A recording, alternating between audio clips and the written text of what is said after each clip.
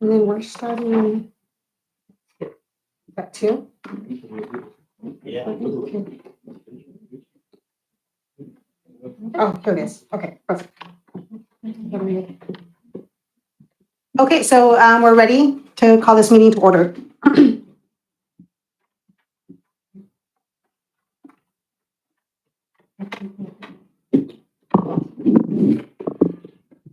All right, so welcome everybody to our meeting. Thank you for being here. Can I get a roll call? Malinali Lopez, Here. Stephanie Ahmad, Here. Paul Kagono, Here. Bill Adams, Here. Rich Carnation, Here. Kai and Meadow are absent this evening.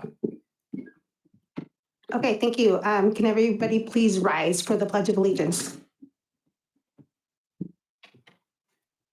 I pledge allegiance to the flag of the United States of America and to the republic for which it stands, one nation, under God, indivisible, with liberty and justice. Thank you.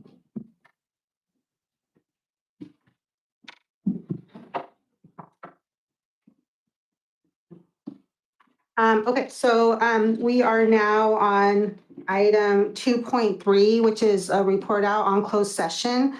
And in the consideration of student expulsion case 011024, is there a motion for the findings of fact?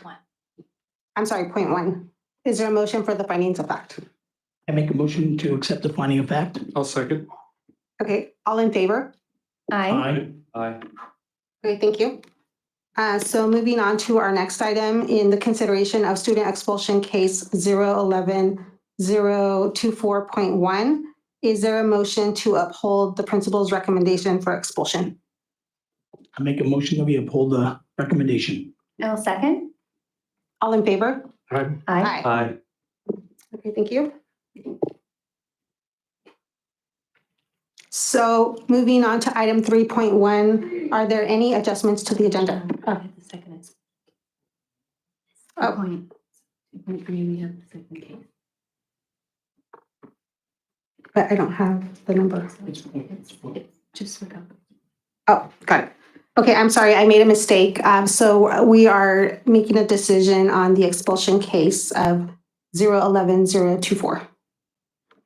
Is there a motion Actually, on the findings of fact? make sure we got it right because it's really confusing on my screen. They're the same number and one just has a 0.1 after it. Yes. Mhm. Yeah, so the first one we did was 0.1, Okay, and then this is the next one. got it. So I will make a motion to approve the findings of fact. Okay, thank you. Is there a second? I'll second. All in favor? Aye. Aye. Okay, thank you. Okay. Recommendation. And then The recommendation for expulsion. Where? This one. Do you want to see it? I don't understand. So, do we have a motion to uphold the principal's recommendation for expulsion in case 011024? I will make that motion. and I will second that motion. Okay, all in favor? Aye. Aye. Okay, thank you. And just to note, we'll go back, we have to go back into closed session. We didn't finish with all the agenda items in closed session. So at Yes. the end of this meeting, we will. Yes, thank you. All right, so now moving on to 3.1, are there any adjustments to the agenda? Any adjustments? I'm sorry? Yeah, there are actually. So Okay. we'd like to add the calendar conversation to the agenda. Under action discussion, we need to make a tweak to the calendar. And so you guys actually have that in front of you and you would have to vote. Well, actually, you know what? You left it in my office because we were late getting over here. So I'm gonna have to have somebody run over there to get that for you. We heard But we had a we're- lot of people waiting for us, so Yeah. we came in a hurry. But I'd like to add that for a discussion action item on the agenda. And then people is my other one.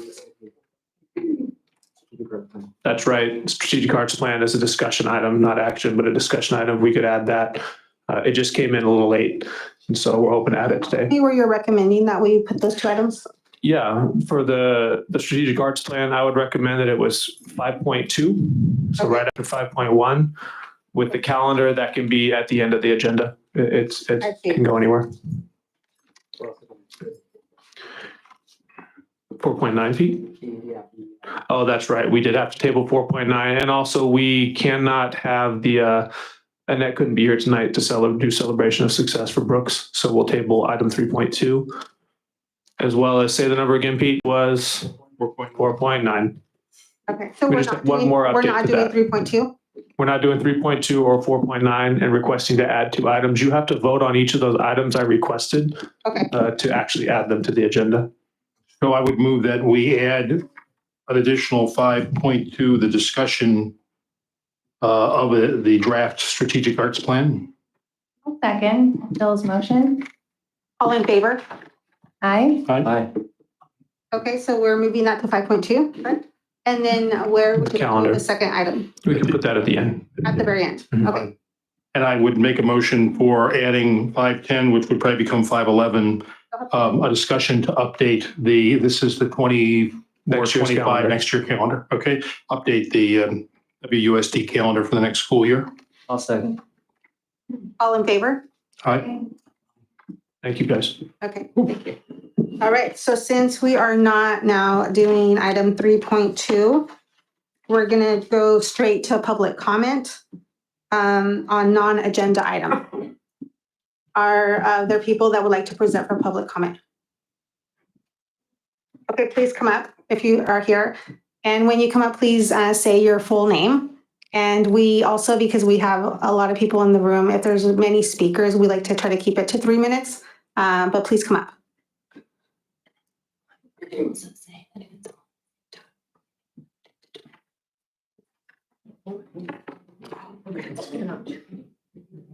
Now there's a lot of them. Hi. Good evening. I'd like to introduce myself. I'm Sorrel Brackett, a TK teacher at Maddie Washburn Elementary. I'd like to start by saying that I love my school site, our district, and Windsor as a whole. I grew up here attending all the Windsor schools, and I dug my roots even deeper in Windsor when I purchased a home here last April. It's my dream to be teaching in Windsor. I'm speaking at today's board meeting to bring awareness of the safety of our students and staff at Maddie Washburn. Our school site has been experiencing an influx of students exhibiting severe behaviors, which can create a really unsafe and traumatizing experience in the classroom. My students and I, we have been kicked, bit,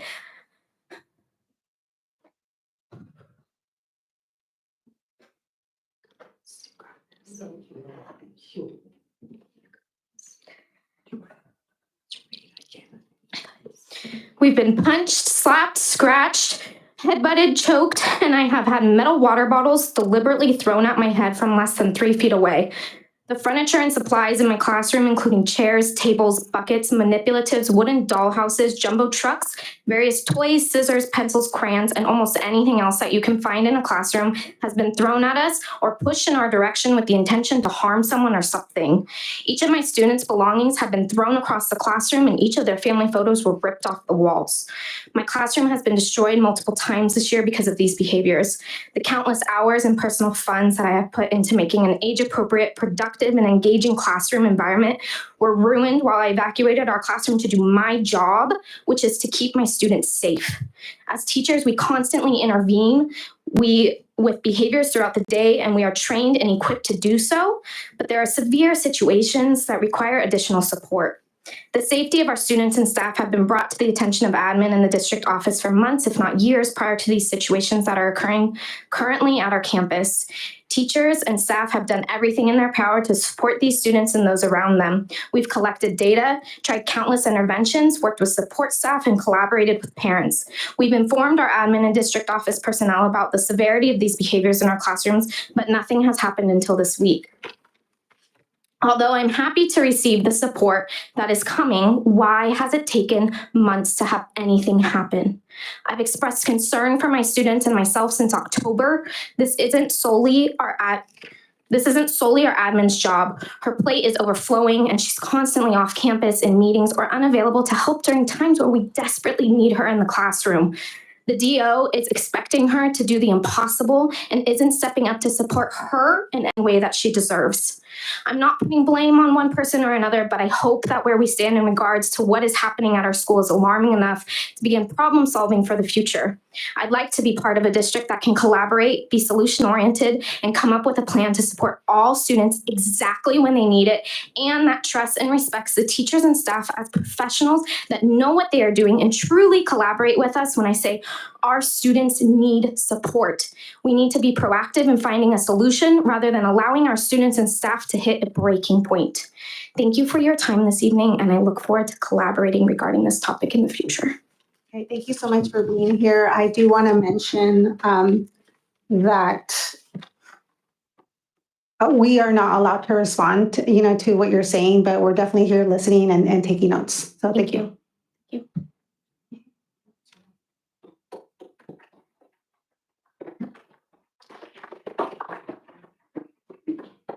All right, the next person, can you please come up and tell us your full name?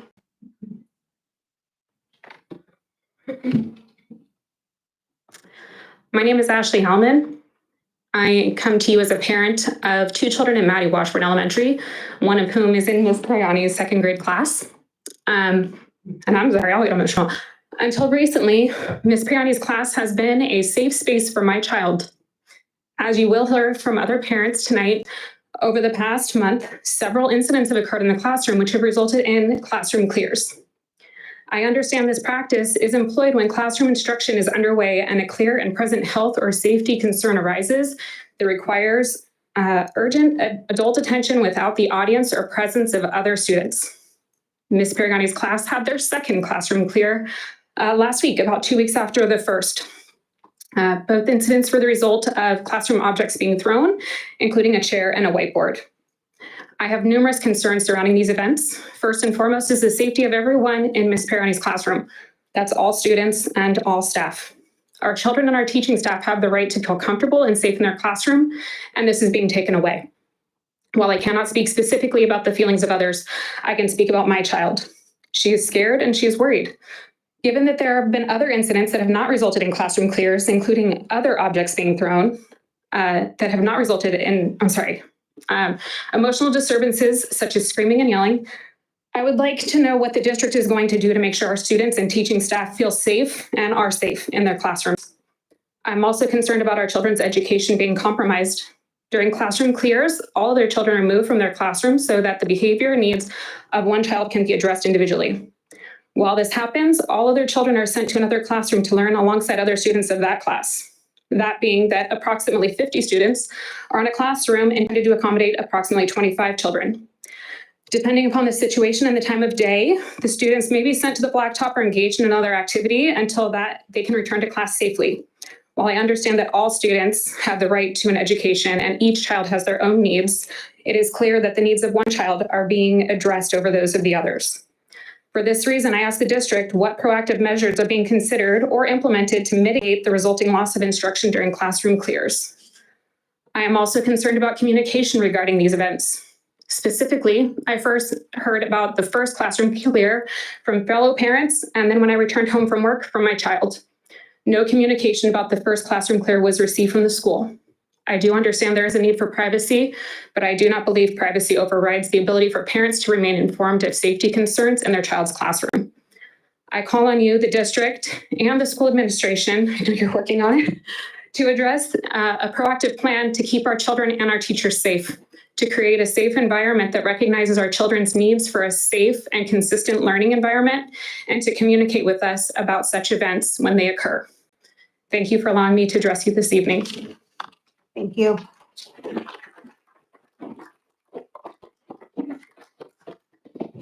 Hi, not a public speaker. Sweating already. My name is Erin Shea. Thanks for the opportunity to speak today. My child is also a second grade student at Maddie Washburn. Can you?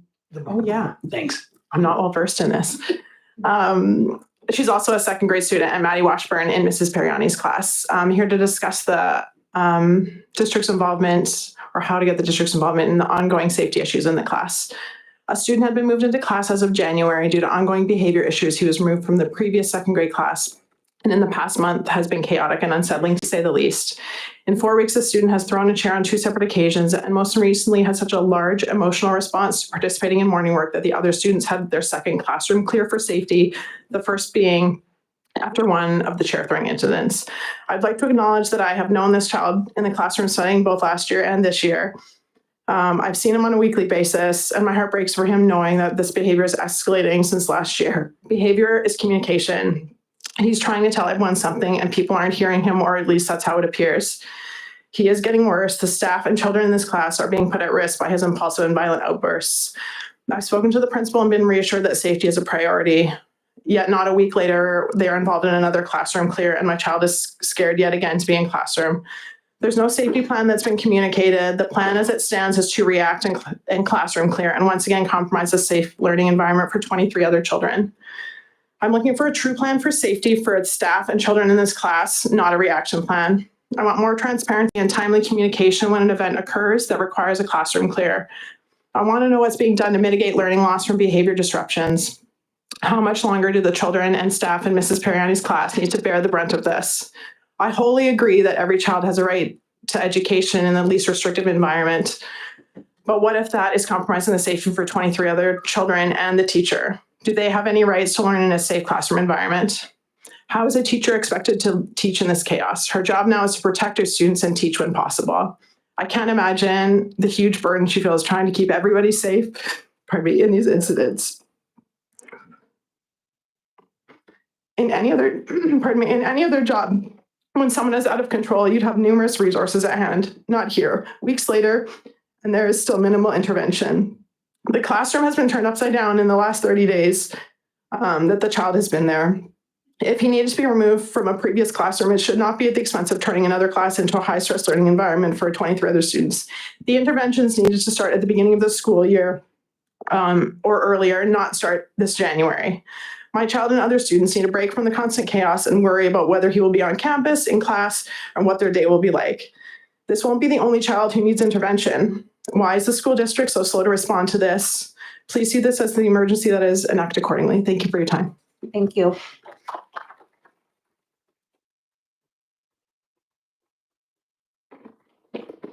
Are there more public comments?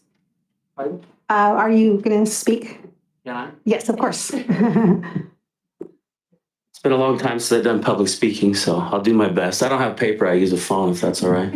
Okay, please tell Robert us your Murray. name. Thank you.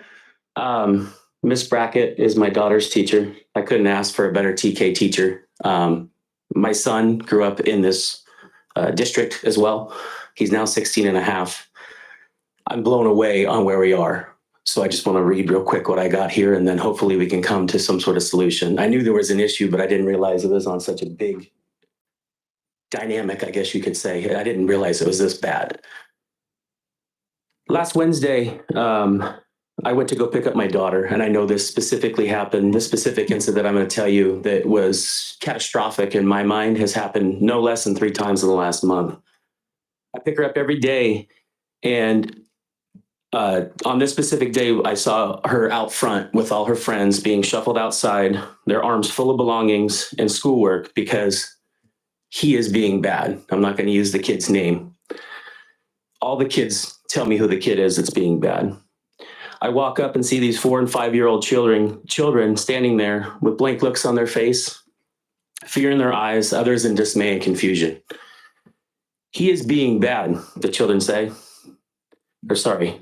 My daughter has told me several times that this specific child has hit her, punched her, threw chairs, books, and other items around the classroom.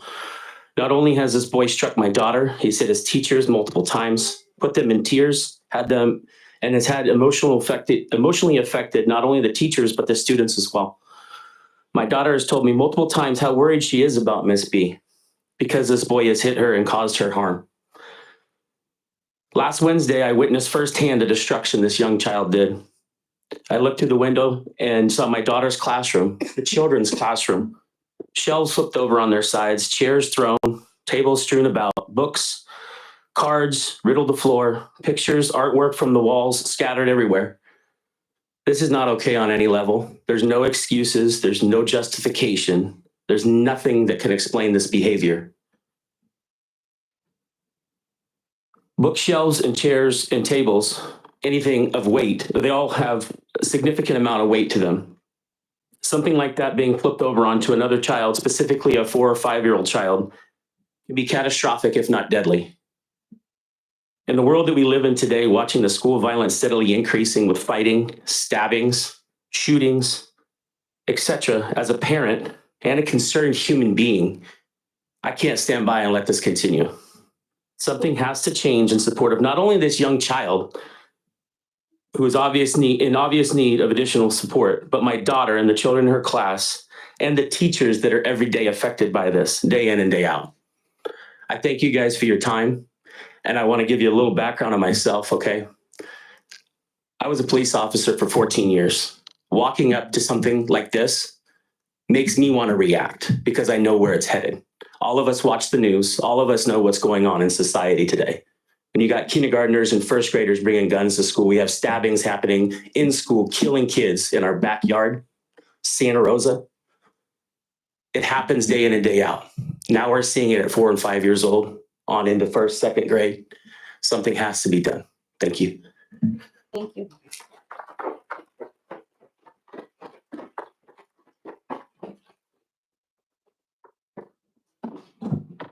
Howdy, folks. A long time since I've been in this chamber.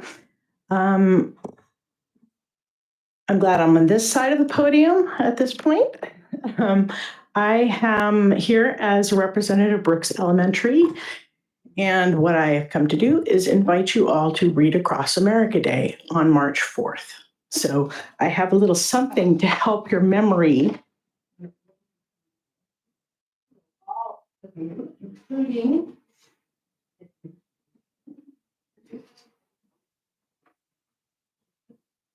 inspiration.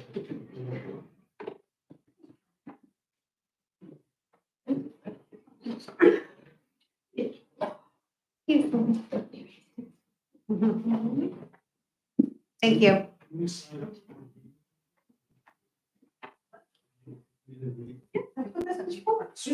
Wow. Does it say? Oh. Oh, that's great. So I'm hoping this will inspire all of you to come read for the day. Our kids love to be read to, and it's got the times and my phone numbers that you can reach me. You can also reach me at sdobbins@wusd.org. If anybody in the audience as well, or watching, is interested in coming to Read Across America Day, it's really the best day. So thank you all. And Sandy, who is your counterpart at Maddie Washburn I'm Elementary? sorry, Who is your counterpart at Maddie Washburn? Megan. Hi, Megan. Hi, George. Cool. Megan McCracken. All right. And here.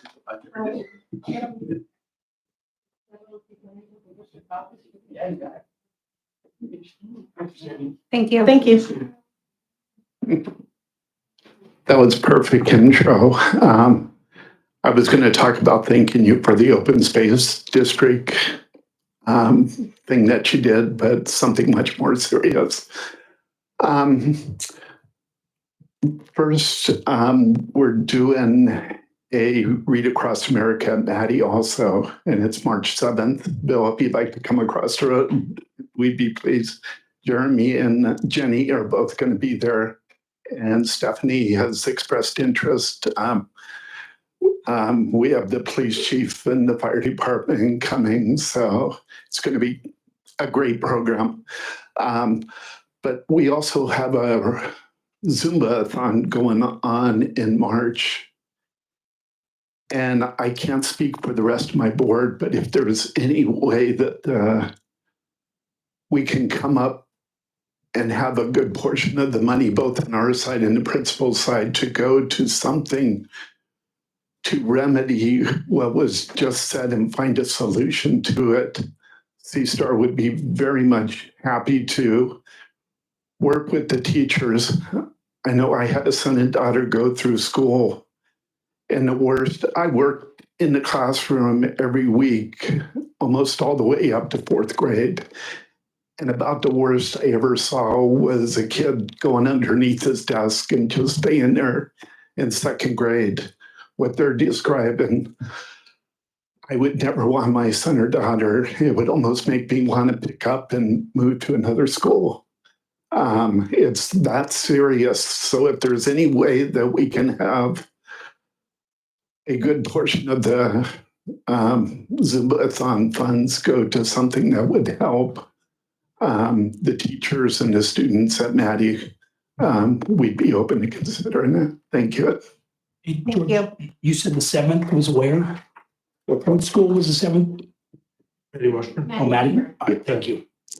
Thank you. And I'll just say before you sit down, I do drive out of Pleasant Avenue and Brienne Court from my house, George, and thank you. Those 12 or 15 redwood trees continue to grow and they blow over and you come back and you put. Thank you very much They for will that. get stable. Thank you.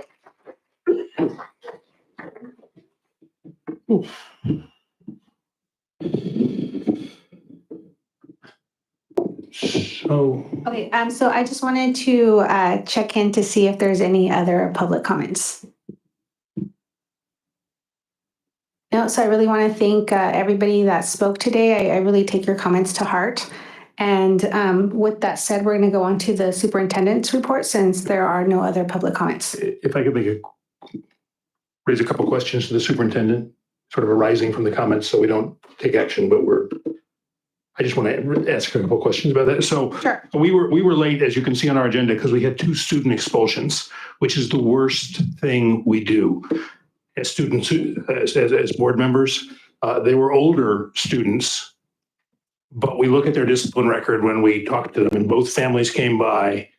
And thank you, Robert Byrne, for sharing your backstory on that, because one of the challenges is for lower grade students, we cannot expel them. It's not an available remedy. So I'd be very interested to have, and I appreciate it. I have a wife in a different district who has a 3rd grade and not quite as severe, but severe behavioral problems like you all were describing seem for some reason to be down in the lower elementary grades. I'd be interested to start to hear about what suggestions you would have. I mean, coming up with alternative education programs for students, which I think we're working on, right? But are not in place. So the other piece is maybe you could circle back around and report to us, Superintendent Decker. I know we had Corey come in as a dean of students over there, and I'm curious if some of the things that we're trying to work on are working from your perspective. A couple of you alluded to there's stuff happening, but why didn't it happen in August or September? And I just wanted to share that it was apropos and sad for you all to be talking about, you know, a 4, 5, 6-year-old kid, because we had teenagers who were in front of us with weeping parents trying to figure out what are they going to do about the felony problems that they have themselves in. So I don't know what the answer is, but I wanted to acknowledge that, and maybe you could circle around and this kind of feedback so that we hear what you're saying. The question is, what is that answer, right? And I know a number of you who came to talk, many of you are not shy to say, well, here's what we should do. And I don't think anybody is directly clear what we should do, but God, we must do something, right? And we heard that. So I just wanted to share. Okay, thank you. Jeremy, do you want to speak to that at all? I mean, I can say that I reached out. I mean, I knew some people were coming tonight. And so I definitely already reached out, had Jen reach out to try to schedule a time where I can go meet with these guys. And we've been working on some things over the past couple of weeks, but I think to their point, that's the issue. It's been the past couple of weeks where these things really started to move. So I think my job is to figure out where the breakdown happened, if there was one, right? Seems like there was. And then to meet with my teachers, my people on the ground to try to come up with the best solutions. So schedule that meeting, or I don't know if it's scheduled yet, Jen. Not yet, but we reached out. We're trying to put something together. So hopefully we can come up with some good solutions. I don't know if it would be appropriate, but I personally would like to revisit what are our policies in this situation, just for my own like enrichment and understanding.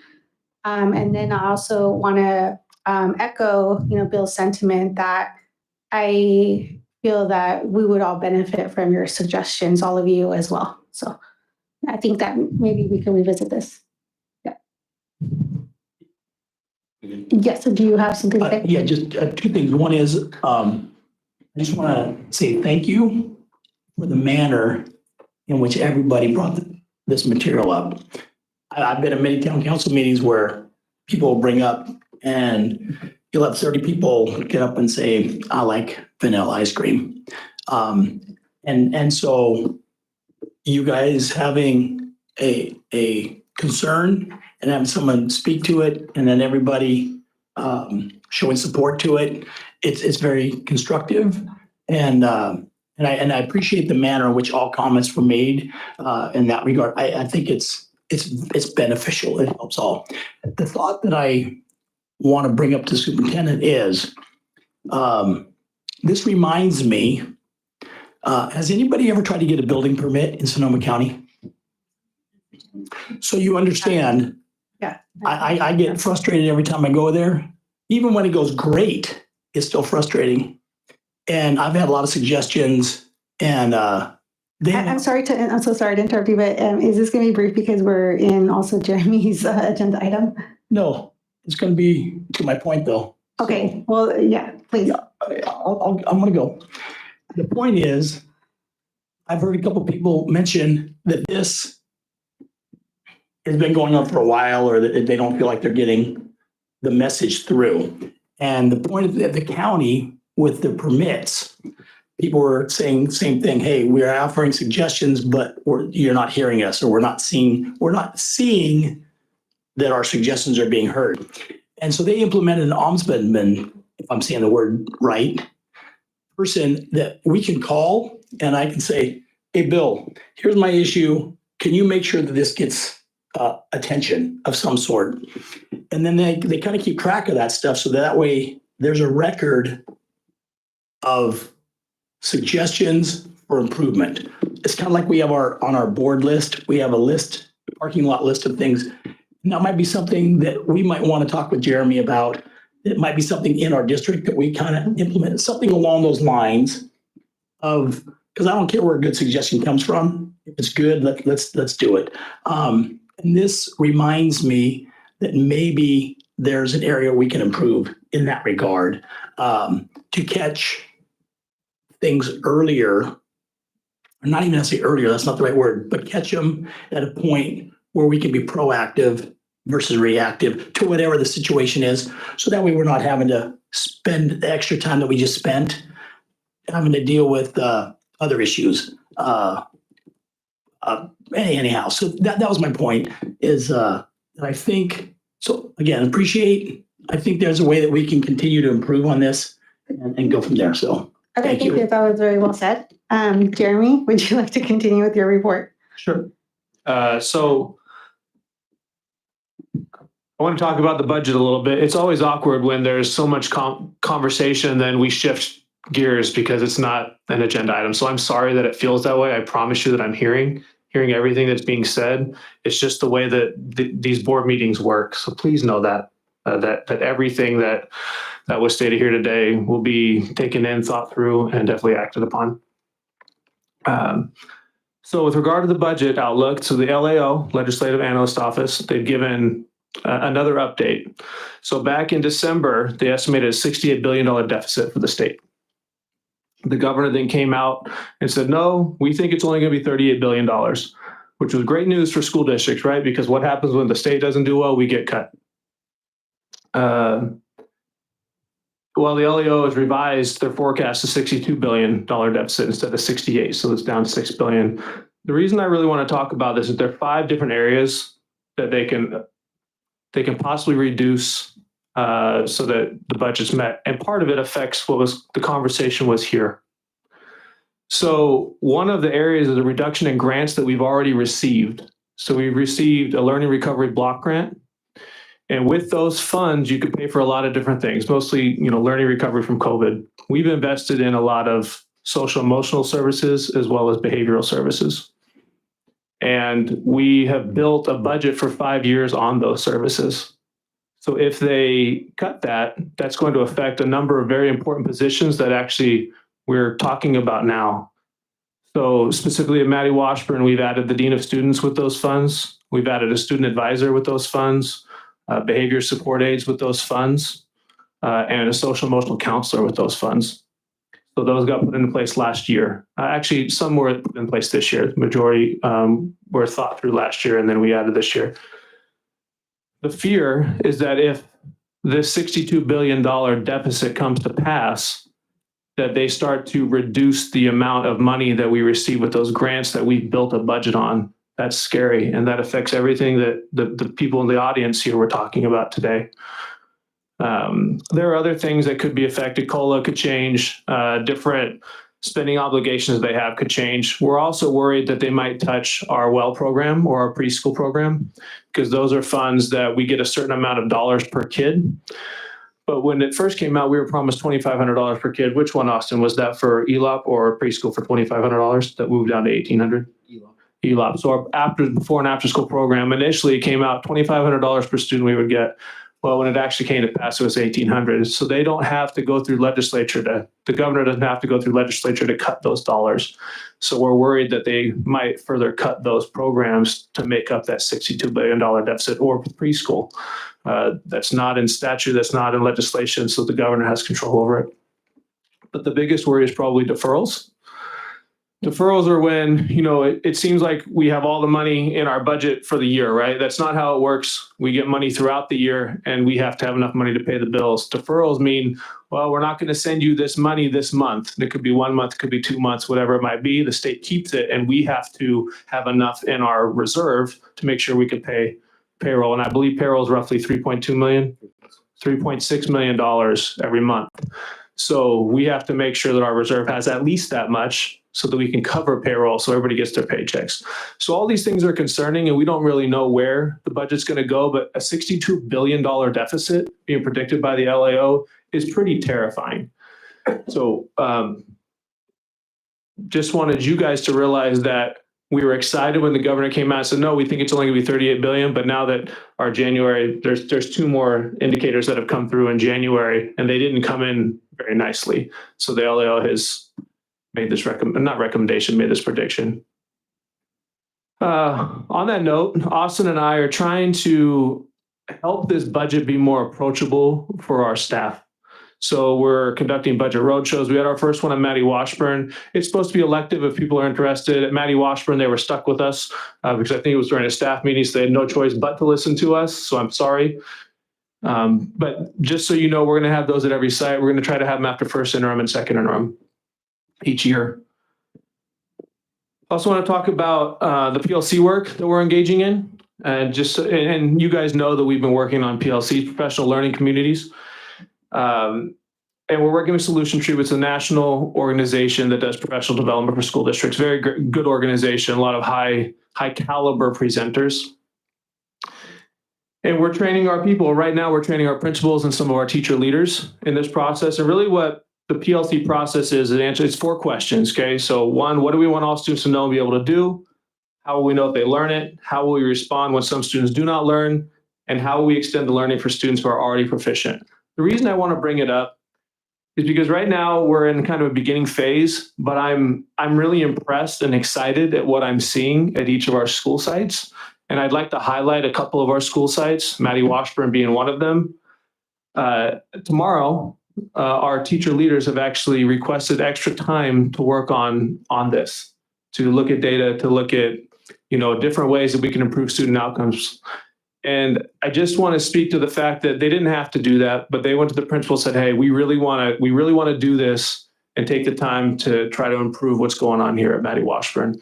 And that's happening tomorrow. Brooks Elementary, they've actually done a unique thing where they've redone their entire schedule so that they can have teams of teachers work together, grade level teams work together so that they can look at student data and try to improve student outcomes using these 4 questions that I said earlier. And then I also want to talk about Cali. I was at Cali's staff meeting yesterday, and I was so impressed with the teachers who were up there presenting. One of them's here, Aida. Just to see, the principal spoke for maybe 5 minutes. The rest of that meeting, the next hour, was Aida and 2 other teachers really leading the conversation around this work. And I was proud because they were doing such a good job. They were invested, and you should have seen the faces of their colleagues, because when you have teachers present the information compared to administrator, it's taken differently. And the belief that our teachers had in this process and the work, it just was inspiring to me. So, and our other sites are doing good stuff too, but I really just felt the need to highlight those 3 schools because it's front and center of my mind right now. That'd be okay with you if you'd like to make a comment on this? Sorry, Aida. Since we have you here. Lo siento. It's very exciting. Okay. Working with our colleagues. Yeah. I'm sorry. I didn't know you were going to be here. This is your 15 minutes of fame. Hola. So it's very exciting to participate in the PLC, trying to support our staff, to teach our children, which we love and adore, and just realizing where we need to go as a team, where there's no judgments, and what's in the best needs of our children. And so I feel because we're a family there that we can be honest with each other. And when someone said, well, it feels like it's a different program that we're expected to do. And so talking to them, it's like, it's not a program, it's a growth mindset on what are best practices for our kids. And then knowing that we have support from our superintendent and our admin, allowing us time to collaborate. We as Cali teachers meet weekly anyway, above and beyond what we need to do to meet the needs of the kids. But now to have more time dedicated to the kids, that I think the staff will be pleased and participate with the outcomes. So it's exciting. It's exciting work. Thank you. So good to see you too. Thank you, Aida. I'd also like to announce, very excited, we were reached out to by Chairperson Mejia, the Lytton Band of Homo Indians, to let us know that they're beginning the move-in process and that we're going to be getting some students. We don't have the names or the number of students, but we're anticipating over 50 students that are going to be coming because they started this move-in process. And just very excited. You know, we've been working to try to be ready. Trustee Ahmad and I have been part of a committee, and I don't know if you want to talk about that in an update at all or now, but we're just very excited because this has been a long time coming, and we're hoping that, you know, we do good things. Yeah, I can speak to that for a minute. So we've just been starting a few years back doing some work to engage our Native American population and also just kind of do some work in our school to make sure that we are taking advantage of resources that are available, exploring Title VI program, Title VI, I believe, yeah. We always think of Title IX, but Title VI in this case. And now we have, after kind of a few years of work during the pandemic, we now have a pretty robust group of community leaders, parents, family members who meet on a monthly basis. They put on events, they provide input to the district. We've had some input on curriculum and how we can kind of update our curriculum and include more robust coverage of Native American history, particularly in California. So it's really exciting because it's things that it makes sense to do. And part of that is we had, this large property that is going to be inhabited by a tribe soon and with lots of kids who will be coming to our schools. So that was part of the thinking, was to make sure we were ready for that, but also to support a lot of the student population that we already had. And I didn't get a chance to speak earlier. A lot of people have left, but I just want to reiterate, we really care when people come and we really listen. And, I see faces of people in the audience and it kind of breaks my heart if anyone feels that we're not listening and taking it seriously. It's just not on the agenda, so we can't give it the time and attention it needs. But I hope that if you see people who were here and kind of left, I don't want anyone leaving feeling like, oh, they didn't even listen. I just came and spoke and no one cared. That's not what's happening. So I just wanted that caveat. But back to our students who are coming in, very excited to welcome these new ones and to support our existing and continuing students too. Yeah, thank you for that, Stephanie. If I may add on to that, I just wanted to say that I reiterate Stephanie's comments, and I do fully want to, revisit all of the issues that are happening at Maddie as far as reviewing what our policies are, because I feel that we need to have a full understanding of what they are in response to this. But also in good news, I do want to say that kudos to Stephanie and Jeremy. Thank you so much for working so hard with the Native American community. And Jen. It's so important. And I remember last year, Brian, also, I believe it was your suggestion to bring in some speakers from the Rosebud nonprofit group. And I just want to say that that information that they brought was so valuable because I've now incorporated that into my own curriculum at Sonoma State. So my students are getting that curriculum as well. But thank you so much for your work because of what you've done. It just continues to grow. So thank you. I do want to, it was Warren Parrish. He was the one that presented to our principals meeting, and hearing his story it changed my life. So when I got this position, I made sure that we connected with that group, and they spoke to our principal group again during our management retreat. And we're planning on doing a half-day professional development with our elementary teachers in November because we're celebrating Native American Month.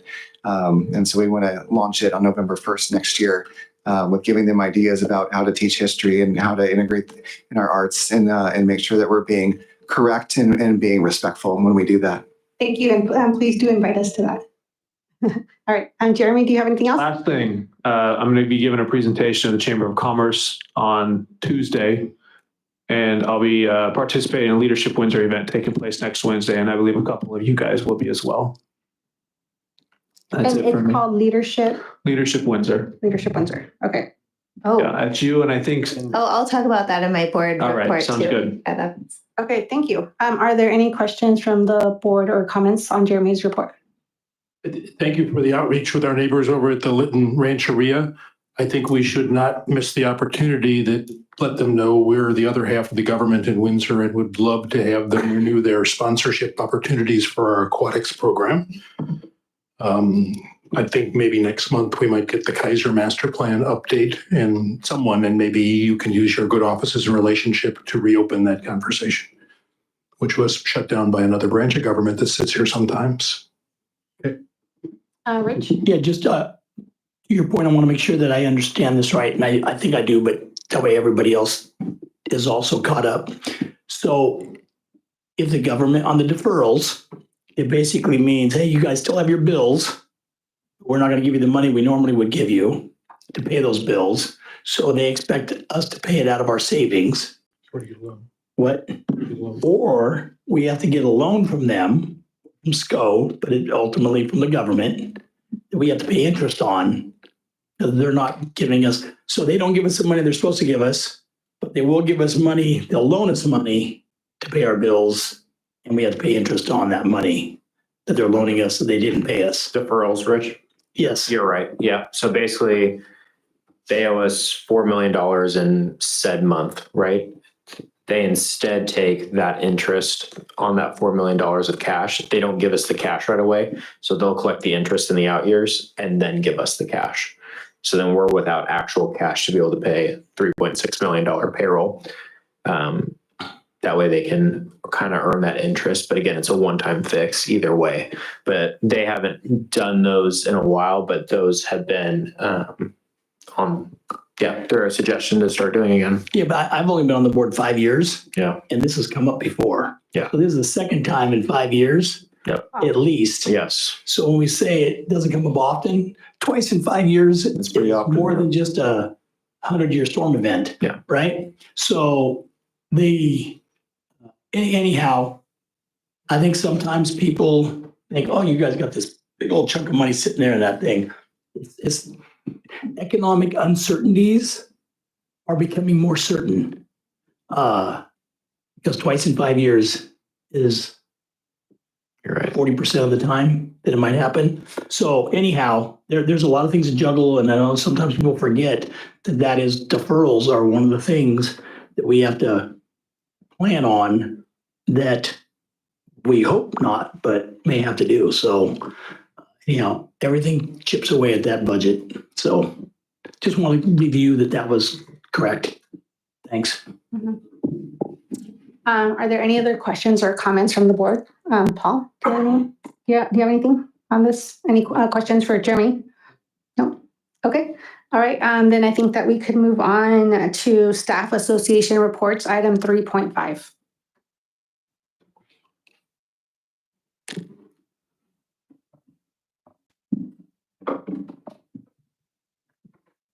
Good evening, Jeff Hardy, WDA President. Hello. Trustee Adams, Mr. Adams, Bill. So you asked, what can we do in regards to what we witnessed tonight on the other thing.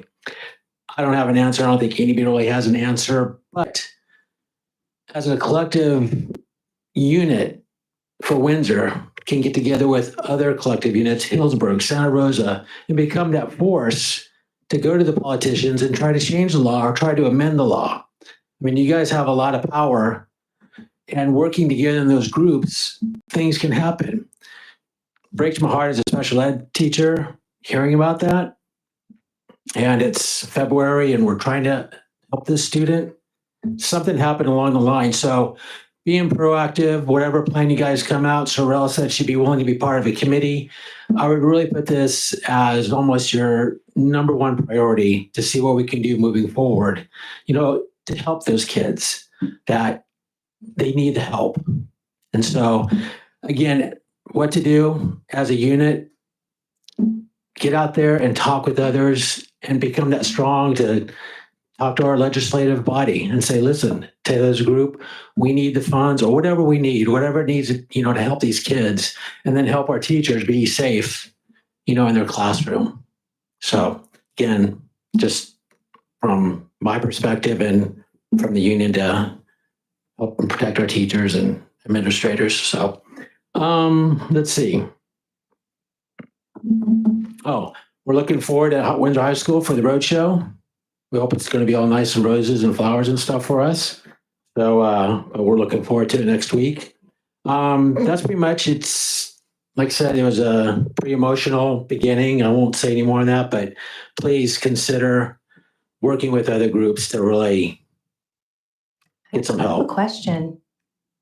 I'm wondering, you know, you mentioned your colleagues in other districts. Would you be willing to do a little homework for us and kind of ask around of what issues our neighboring districts are experiencing, if they're experiencing some of the same things? Because from our perspective, at least from what we've seen, this is kind of unique to the last couple of years. This is a newer thing post-pandemic. Not that there's never been behavioral issues, but there are some definite differences. So we'd love to hear back from you kind of what you're sensing more broadly. No, I'm more than happy to get out there and look and hear. I mean, I know, you know, San Miguel, they're having problems over there, you know, so it's, you know, when I talk to Mr. Eagle over there, so it's statewide and everything, but I'm more than willing to research a little bit more and, you know, converse, email, talk with Jeremy about it, our meetings. So it's, yeah, I'm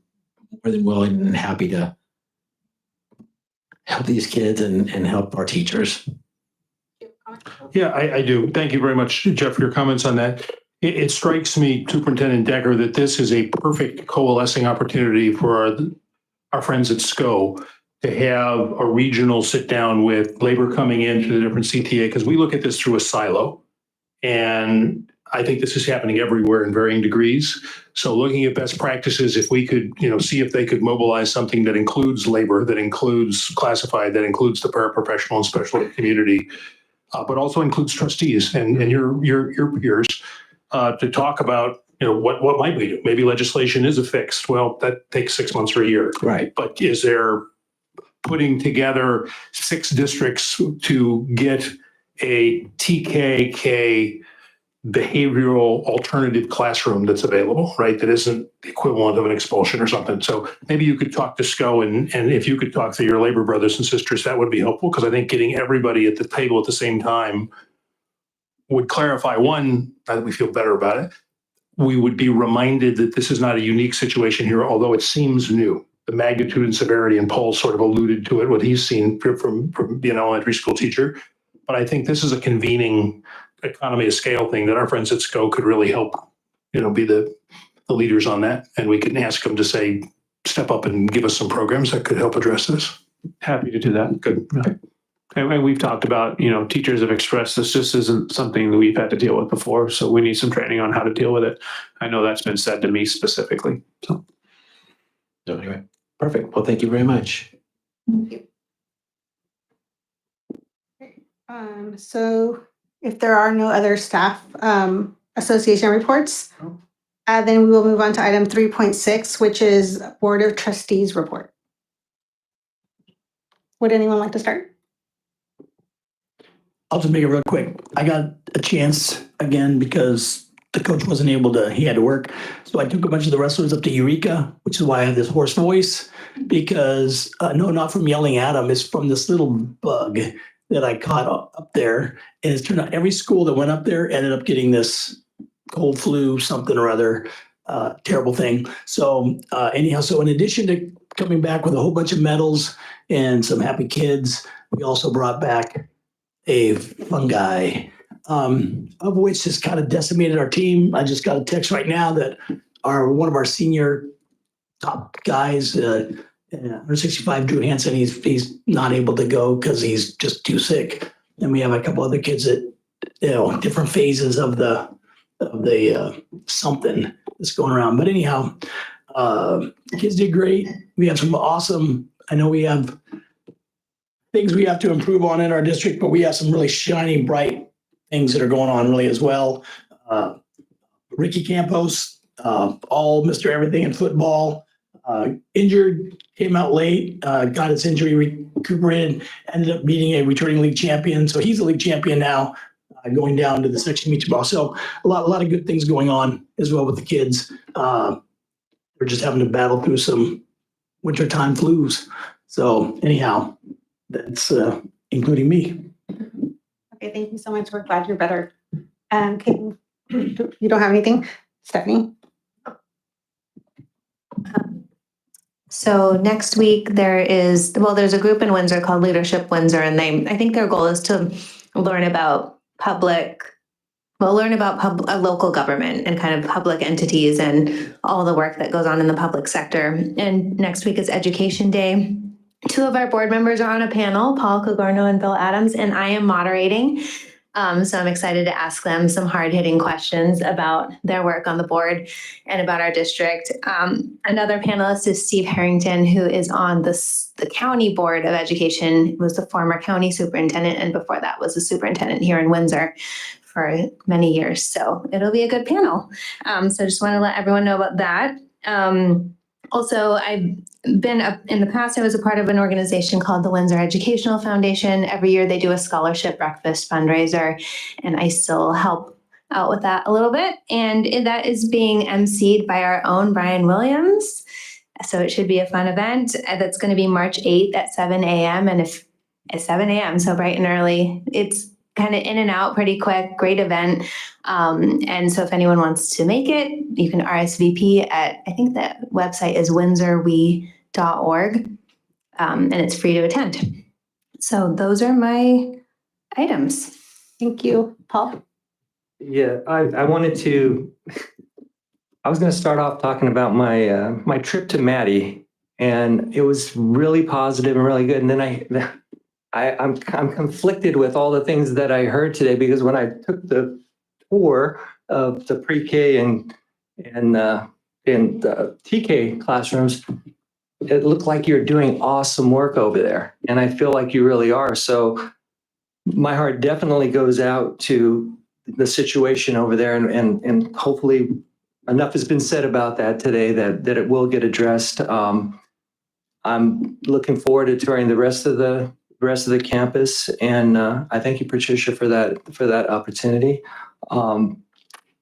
You should be proud of your teachers there. From what I saw, you had it going on, so I just want to let you know. The other thing I had on here, attended the Windsor High School WASC reception. I don't know if y'all know what that is, the accreditation. Yeah. Right.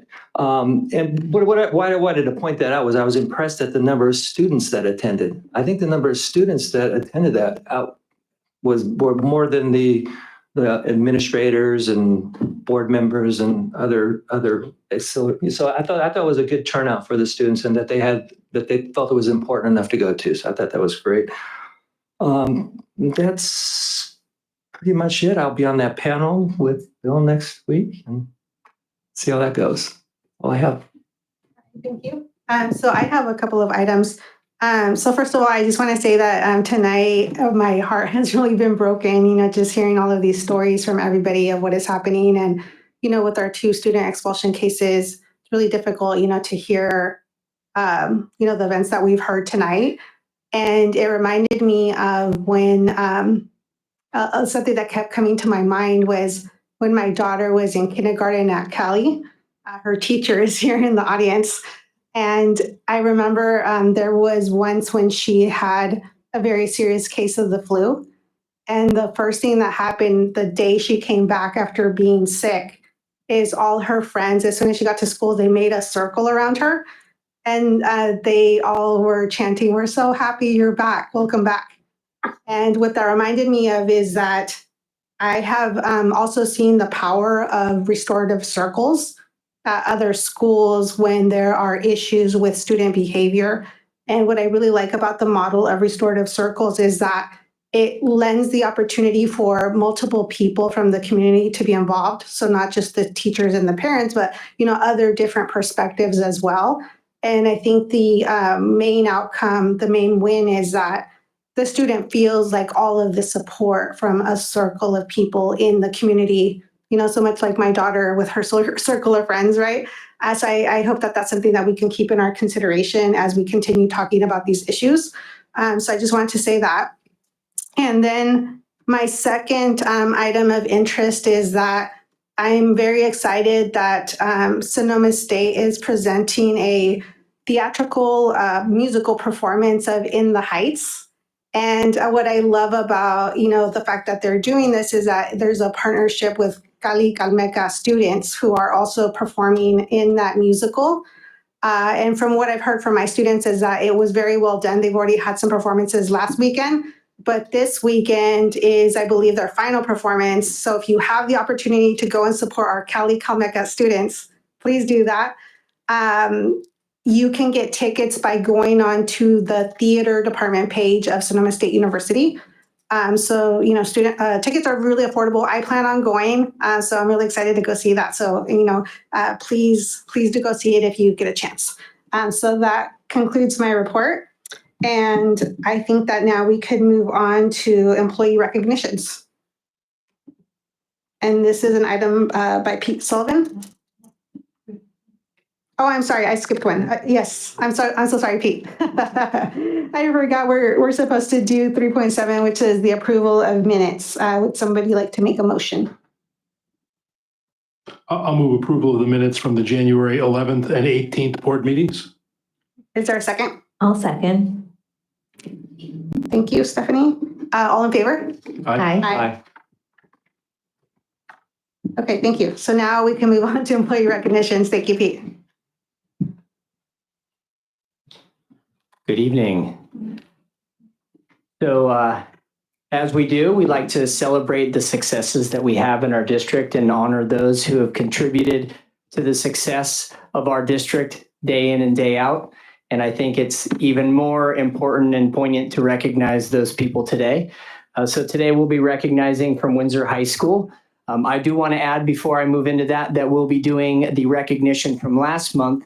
We'll be inviting the board members to North Bay Met on the 28th for the morning meeting. And Jen and I will make sure that you have invitations to that meeting as well.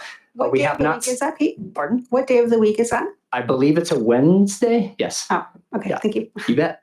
And it's a morning meeting. I think they start at 8 o'clock. Okay, 8 o'clock. We have not scheduled the Windsor High School one, which I'm about to read now, but I will make sure that you get an invitation to that as well. So for classified this month, we are recognizing Sherry Jacob. Sherry Jacob is a workability coordinator at Windsor High School. Sherry has shown exceptional dedication and commitment to her role this year. Sherry has placed more students than ever before in local jobs this year. This is a testament to her hard work and expertise. Sherry goes above and beyond to support our students throughout the entire process, ensuring they have the necessary resources, guidance to succeed in their new jobs. Her attention to detail is impeccable, and she consistently follows through on every task. Sherry's unwavering commitment to our site and our students makes her an invaluable asset to our team. Her contributions have made a significant impact on the success and growth of our students. Sherry Jacob.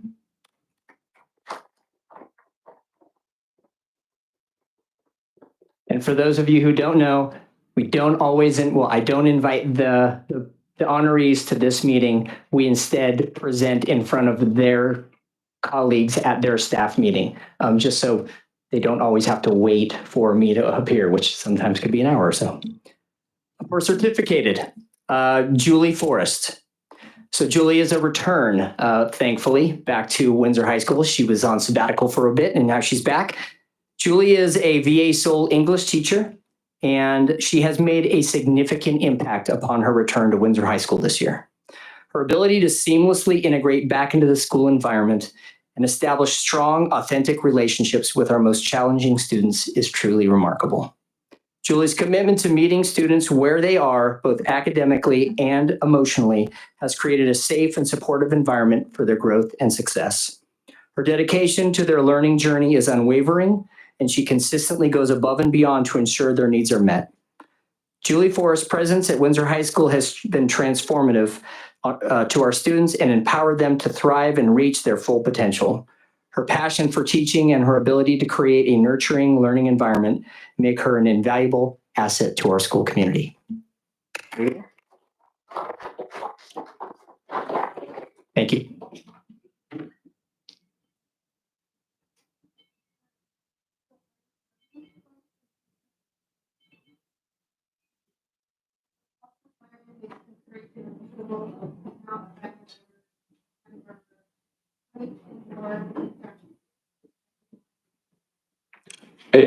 So Malinali, it's consent, so oftentimes we do all the consent items together, unless you prefer to do it the other way. No, I think I was just not paying attention to where we were in the agenda. So that was supposed to be my job. I'm supposed to do consent. So we're now at consent. Do we want to take a moment or Yeah, I'm sorry. we could just, Yeah, and actually we were talking about this a little earlier. Do we want to take like a 3-minute recess, stretch our feet, give each other a hug, and then come back? Okay, maybe go to the bathroom. Okay, there we go. We'll be back.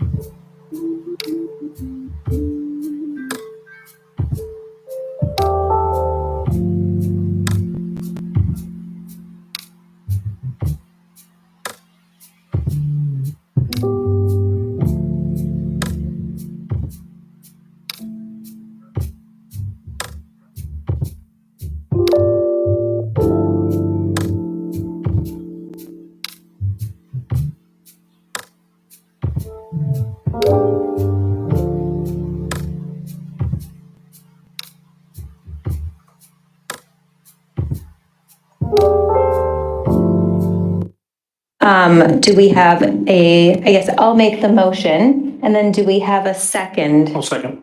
Okay, any discussion on any of these items? Okay, then you can call a vote. Okay, all in favor? Aye. Aye. Aye. Okay, thank you.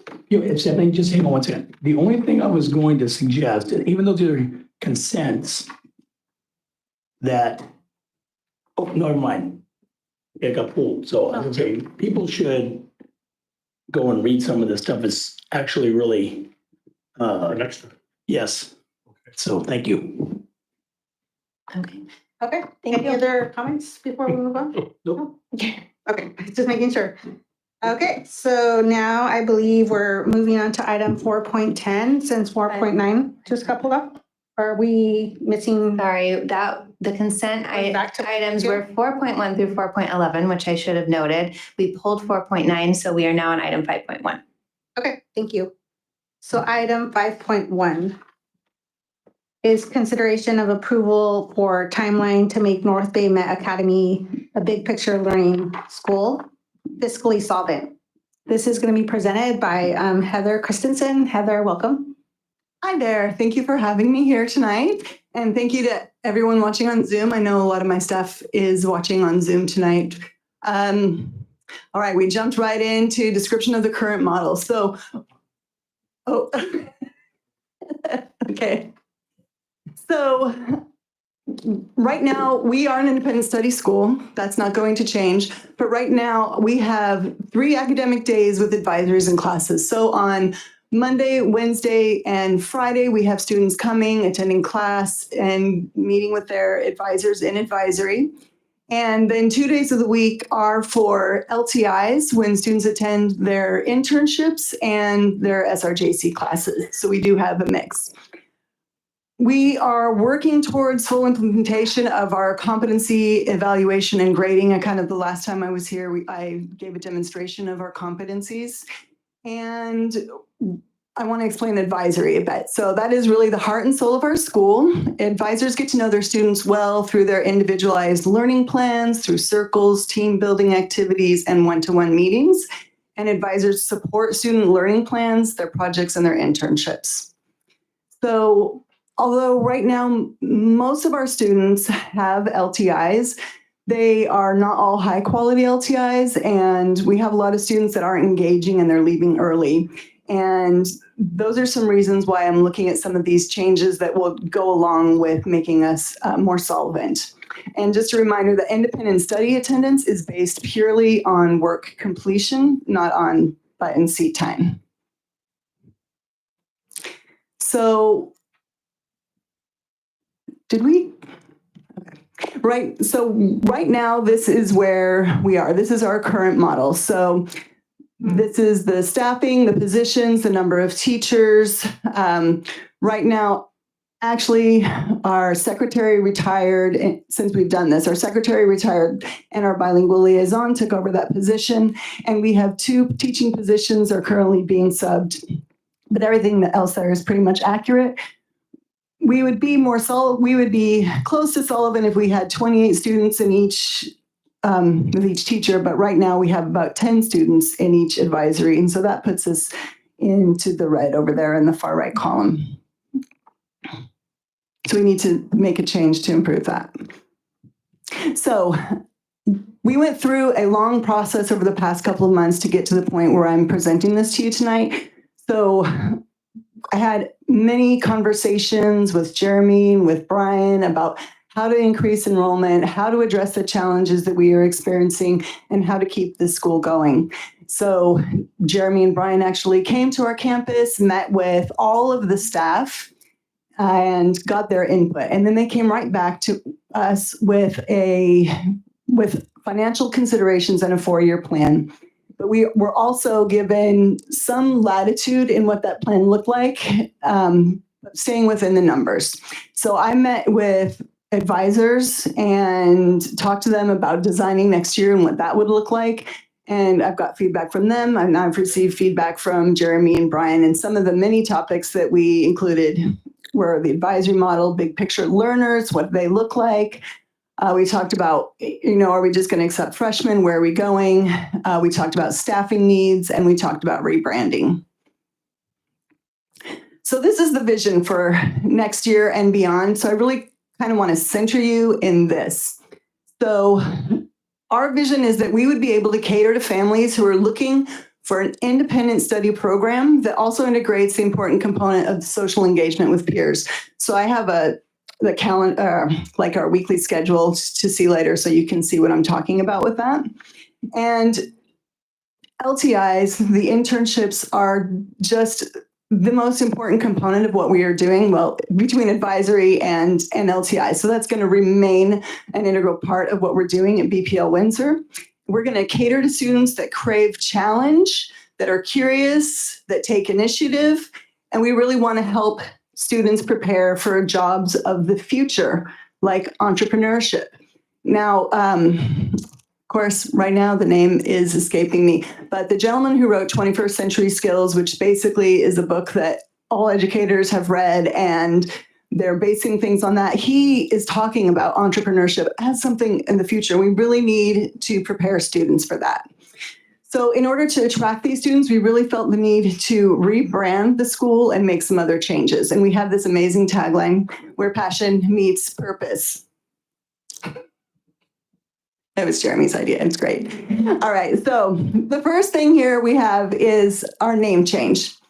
So we've been North Bay Met Academy for 6 years, but people don't know who we are. They don't know what that is or what we do. Even my own school coach who comes, she's like, I didn't know. I had to look it up, and I still didn't know until I explained it to her. But if we change the name, and our suggested name is Big Picture Learning Windsor or BPL Windsor, that's something that is identifiable. It's Googleable. So a family can go, what's Big Picture Learning? And they can find a wealth of information about what that is and what we do.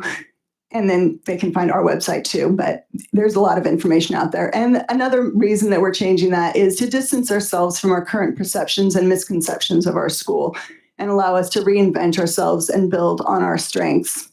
And one of those perceptions in the community, especially with the name Academy and Windsor Oaks Academy, is they're thinking that we're a continuation school, and we're not. So one of the reasons is to try and get away from that. Another thing that we're doing is we are changing our logo. You can see this here. This is something that Heather Bailey has spent a lot of time working on, and we kind of all agreed that this was the one that we really liked. We have the jaguar that really shows that we are a part of Windsor and the community, and we have wings because that is an honor of our current griffin. So it's really symbolic of us being a part of the district.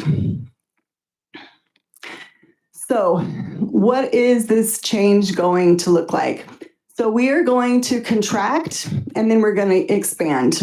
And that contraction includes staff and it includes students. So we know that, and I'll show you this later, but we know we're losing these things. So one of the other things is to go to a full advisory model without academic classes. That will make us more authentically big picture learning. That is what almost all big picture learning schools do, is they just have advisory and then they don't have classes or academic classes. Like you're not going to math, you're not going to English, but you're spending your time in advisory and working with your individualized learning plans.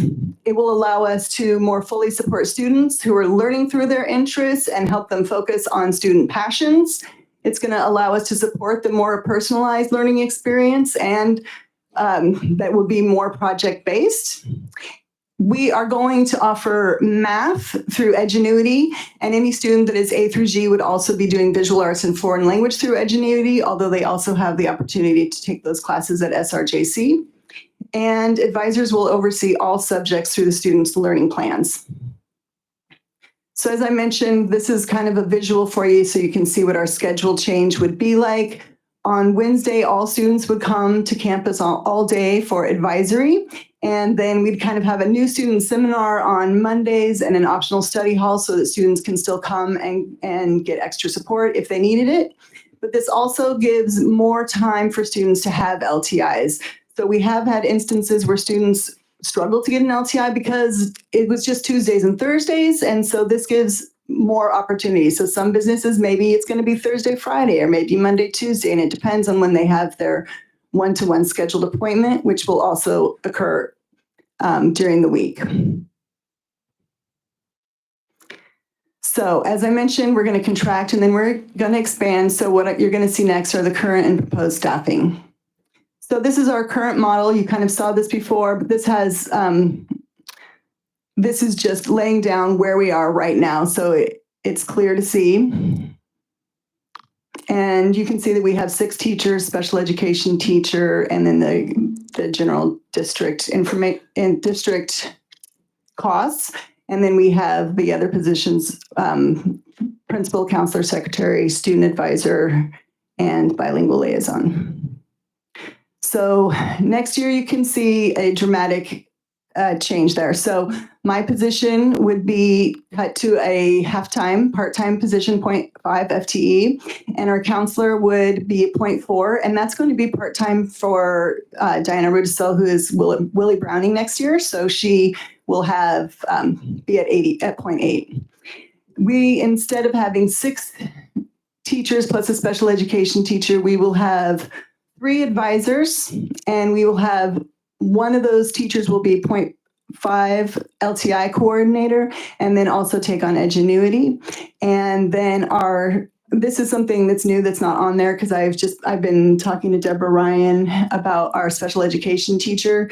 And because the special education numbers are a little bit low for us because our student population is also low, I'm looking at having him also be 0.5 and having him also do Edgenuity and covering that. So one Edgenuity teacher would equal the savings of $120,000 by replacing current teachers who are getting extra FTE to cover those Edgenuity classes. So a proposed year 2 is looking very similar, except the student numbers are projected to increase, which starts to reduce our deficit. Oh, I forgot to mention something that Brian just told me. The number there for attendance and welfare, we had a long discussion and we can't function without a registrar. And so we just had a Secretary 3 position approved for that. So that number will be a little bit different also. So again, we're projecting out, projecting more students, and as we get more students, we are able to grow, add another advisor, and our deficit is again being reduced until year 4. When the principal position increases, we add another advisor, and we are coming out into, what's the term, in the black, right? So any questions for me? All right, any comments from the board? I have a lot, but I'm gonna let everybody else go first.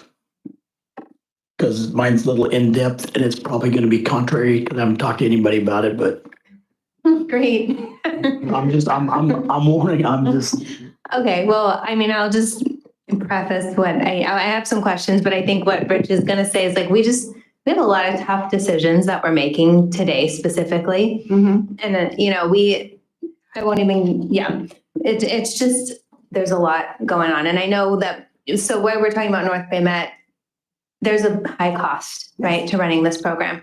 And we're making decisions today. We've just learned there's a huge budget deficit. The state's not even sending the money that they are obligated to send. We're thinking about our district kind of in the whole of like, how do we make the best decisions for our students, given what we're given? Because ultimately we have to work with what we get. And so kind of to preface that, but we have a plan to make this program work. And so I guess my question is, what is the level of commitment from the school to, I mean, you're here, and I just want to hear about that, because I know you believe in this program, and I kind of want to hear about what are the benefits? Why is this something that, even though it's a tough time, and even though we might have to make some sacrifices, this is worth doing that? Not that everything is like, what is the word when you have to cut one thing? It's not everything is like zero sum, but like, why this program? Well, this program is something that is on the cutting edge of education. Big picture learning has grown since 1995 from being one program at one school in Rhode Island to being over 275 schools adopting this program internationally, not just here in the United States, because it offers an opportunity for students to really be at the center of their learning and for them to realize how important their education is, but also for them to go out and do the jobs of the future, that they will be prepared to go out to work with people. They will be able to build their social relationships, and many of you are business people. And so, you have to have these social relationships to function in getting jobs and being prepared. And now I'm starting to ramble. So it's great rambling. I mean, I just want to add, I've been in the district for a really long time, and in that time, education has changed. And when I listen to board meetings of the districts that surround us, they're looking for alternatives. And a lot of them reference Windsor, and they reference independent study, and they reference North Bay Met Academy. So I think that this is a program that communities are looking at. We're responding to the need of the district, and we're responding to the needs of our students. I think independent study and a viable independent study program that's meeting the social and emotional needs and the academic needs of the students is where we want to go. I'm in. Okay. Does anybody on the board want to make any comments before we get to Rich? Yeah, I was struck by the proportion of the ADA funds that you show at 87% attendance. Mm-hmm. What's our comprehensive school attendance percentage? Depends on the school. They're actually running at 93 right now. Okay, But at the time when we were doing a lot of this work, their attendance was lower. So yes, every percentage higher is better for the budget, obviously, but I tried to build it, conservatively based on what it was said. Well, and that's a way to really squeeze the juice out of the lemon, right? From getting 10,000. So 92% was where you were on year 4. So you're already, captured that piece. I was part of the early piece with Trustee Heights when we went and toured around. I still think this is good. I like how the rebranding and looking at It's harsh to say because we have 5,000 individual students and we heard the passionate stories of some of them at the beginning of the meeting. But we also need to run these like a business unit and like you've done to say it's costing 3 times more than what it costs to have a Windsor High School student now. And you figured out a way to adjust that. I know in talking with Jeremy, when he interviewed for the job here, he said, I'd really like to grow that big picture so that it's available for comprehensive students that are not sort of going in there from a continuation. I need help to adjust because I can't, whatever, the comprehensive school isn't working for them, to say, that's an alternative. I really like the LTI stuff. And and I think that's where we're headed with it. And so, you know, it's a long-term vision, and I like those. I think we need to make some decisions now and decide, you know, are we prepared to continue a loss leader for a few years to turn it around here in year 3 or year 4? I think you will see the growth and improvement of student participation come faster if past years are any indication. So I would support it, and I yield the balance of my time to my neighbor to the left here. Yeah, I can't wait to hear what you have to say, Rich. I can I say one more quick thing before you go? Okay, so you spoke and then I was just kind of taking in what you said. I didn't have a chance to say thank you for explaining, you know, why you believe in this program. And I think for what we see, and I know that Jeremy, this was a big reason, like you were really passionate about this. So- and I think it's about being flexible and thinking about education from a perspective of like, how can we be ahead of the game? How can we do things differently? Because, I mean, you even saw from earlier today, like information travels really fast right now, right? People know what's going on. We have a lot of ways to find things out. And then the demand is like to very quickly fix an issue. And I think that that big picture learning Windsor could be that thing that could be really at the cutting edge of what we can offer to our students. I don't think we're quite there yet, but it looks like we have a good plan of where we want to go. So thank you for being here. Rich, And- before you go, could I say one thing? Or I said it after. Oh, no, I encourage everyone to get it all out. Could you go back to year 4 for me, please? So if you look, essentially our break even is 112 students. So the way I'm looking at this is like a startup. You very rarely make money on a startup in the first few years, right? But there comes a time where you have a J curve that happens because it catches. Our break even is 112 students. We've been at a high of around, where we at 80 was around our high? 80. 80 was our high. Now, were they all necessarily the big picture learners that we're talking about? No, they were not. But we've been around 80. So if you consider our break even at 112, everything after that, the structure is in place. You're then paying for the advisor. The LTI coordinator is there already. It's all set. You're paying for each advisor, and each advisor brings in $52,000 if you think about that. So everything beyond this break even point is a moneymaker for the district, not a loss. So if you're thinking about it, if you're just making a fiscally prudent decision at this moment in time, it doesn't make sense to do this. But if you're looking at this long-term, at a program that we know is needed in this county, in this state, in this world, then I believe it does make a lot of sense to make the investment over multiple years till you get to this point where, all right, now it's a moneymaker and it's attracting students to our district. And I did have one question. How does this compare to the independent study at the high school? Like, is there going to be a change to how we do that if this is our independent study focused school? No, but I'm going to let Brian really talk through that. Well, if you notice on the earlier slide, it said 0.5 principal North Fayette. Well, the other 0.5 position will be coordinating our independent study program. And there'll also be another position that we're asking to change later on in the board docket. I do want to say, you asked about how committed the teachers are, and I don't want to speak for Jeremy, but I had a different idea of how this was going to end prior to meeting with the staff. And after meeting with the staff, we both kind of looked at each other and like, we got to save this. And so I just want to commend the staff. We were so impressed by their dedication, their insight, their reflection about their program, and also the desire to keep it going. Because what we really said is we didn't have North Bay Met or Big Picture Learning Ordinary. I just realized it's almost my initials, and people are going to think that I pushed for that. If we didn't have that program, we would have to create that program for the students who need this. I know we're not supposed to say 21st century thinking anymore because we're well into it, decades into it, but we would have to create it to meet that need and that demand. So I'm really excited about this, and I know it's going to be successful. So I want to go back to Jeremy's point really quick, if you don't mind, Rich. This is going to be really fast. Absolutely. So I just want to share that I personally manage 2 startups. And something that caught my attention in this conversation is when we were talking about a lost leader, because sometimes you do invest in a business before it even breaks even or before you even have profit, right?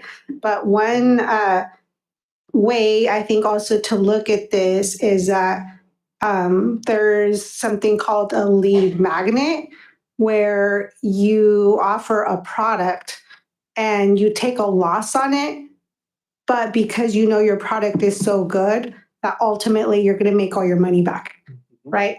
So in that situation, I believe that part of this, because I believe in everything that you're doing, is to archive very good qualitative data, not just quantitative, but qualitative data in stories that we can tell as part of marketing of what our successes are. What you were talking about, Jeremy, with the advisors, what are those successes so that we can share with the world, like, this is how we're being successful.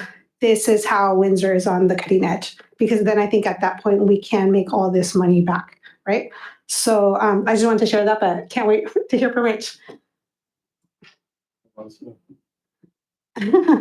I appreciate your comment about I'm starting to ramble because I relate to it. So this, I have a big problem with it. I think I have a solution that probably you're not going to like. I know Jeremy's trying to help me by telling me about how much we're going to make in the future because he knows that I, business-wise.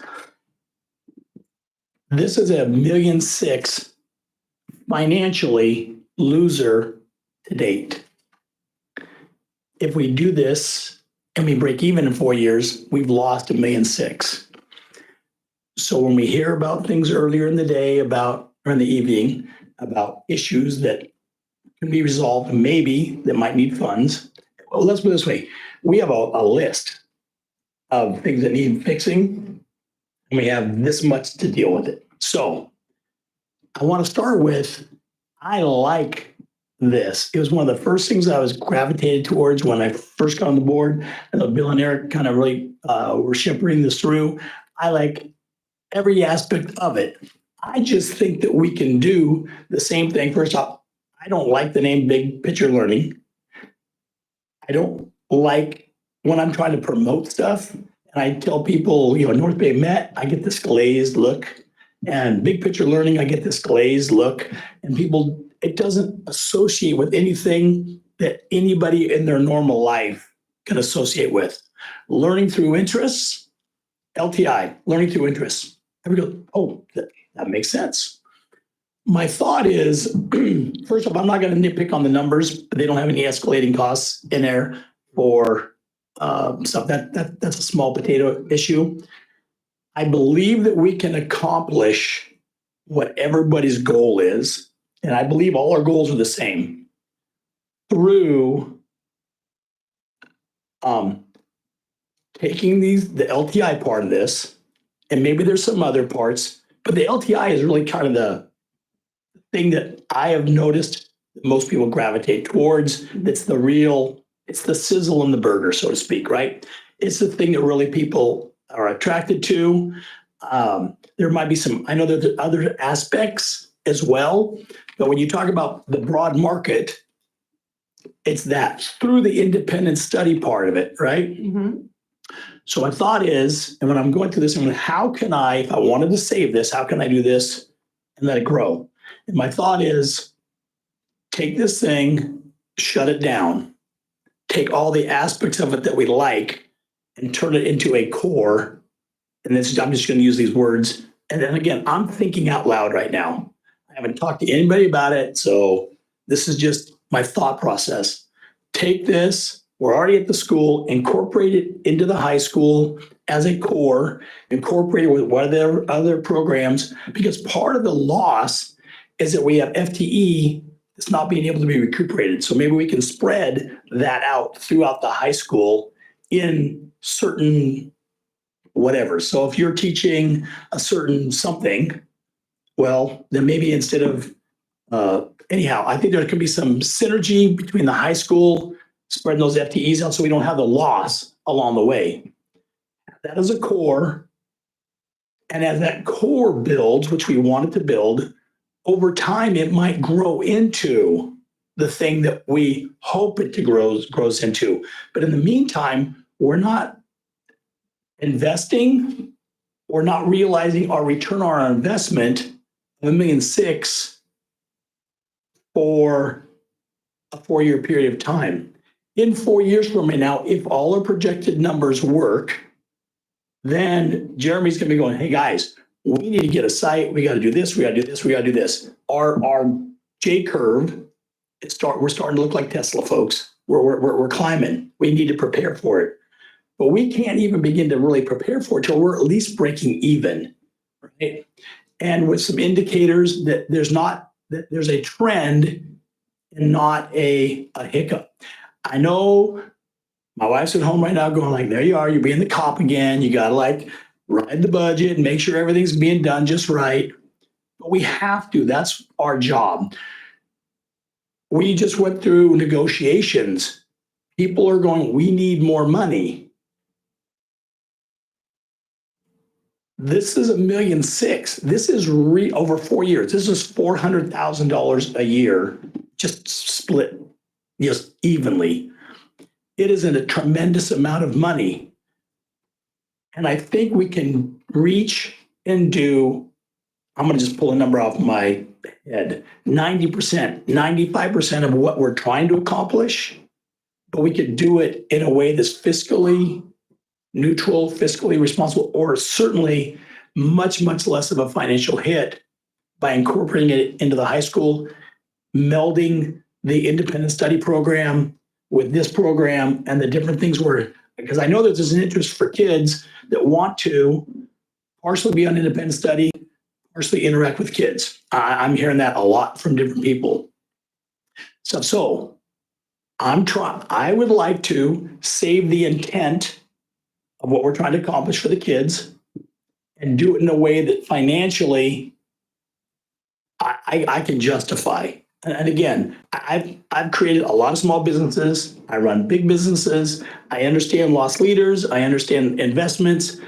I also understand that a lot of people think that they can go start restaurants and do different things and they go nowhere.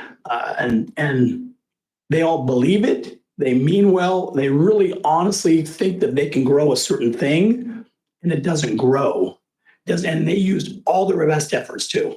And it just didn't grow for whatever reason. So my thought is, let's do a little bit of both. Let's plan, do what we can do, incorporate it as I'm just going to call it a core. It's the LTI core, for just lack of a better word, over at the school. Do these things at the high school, do these things.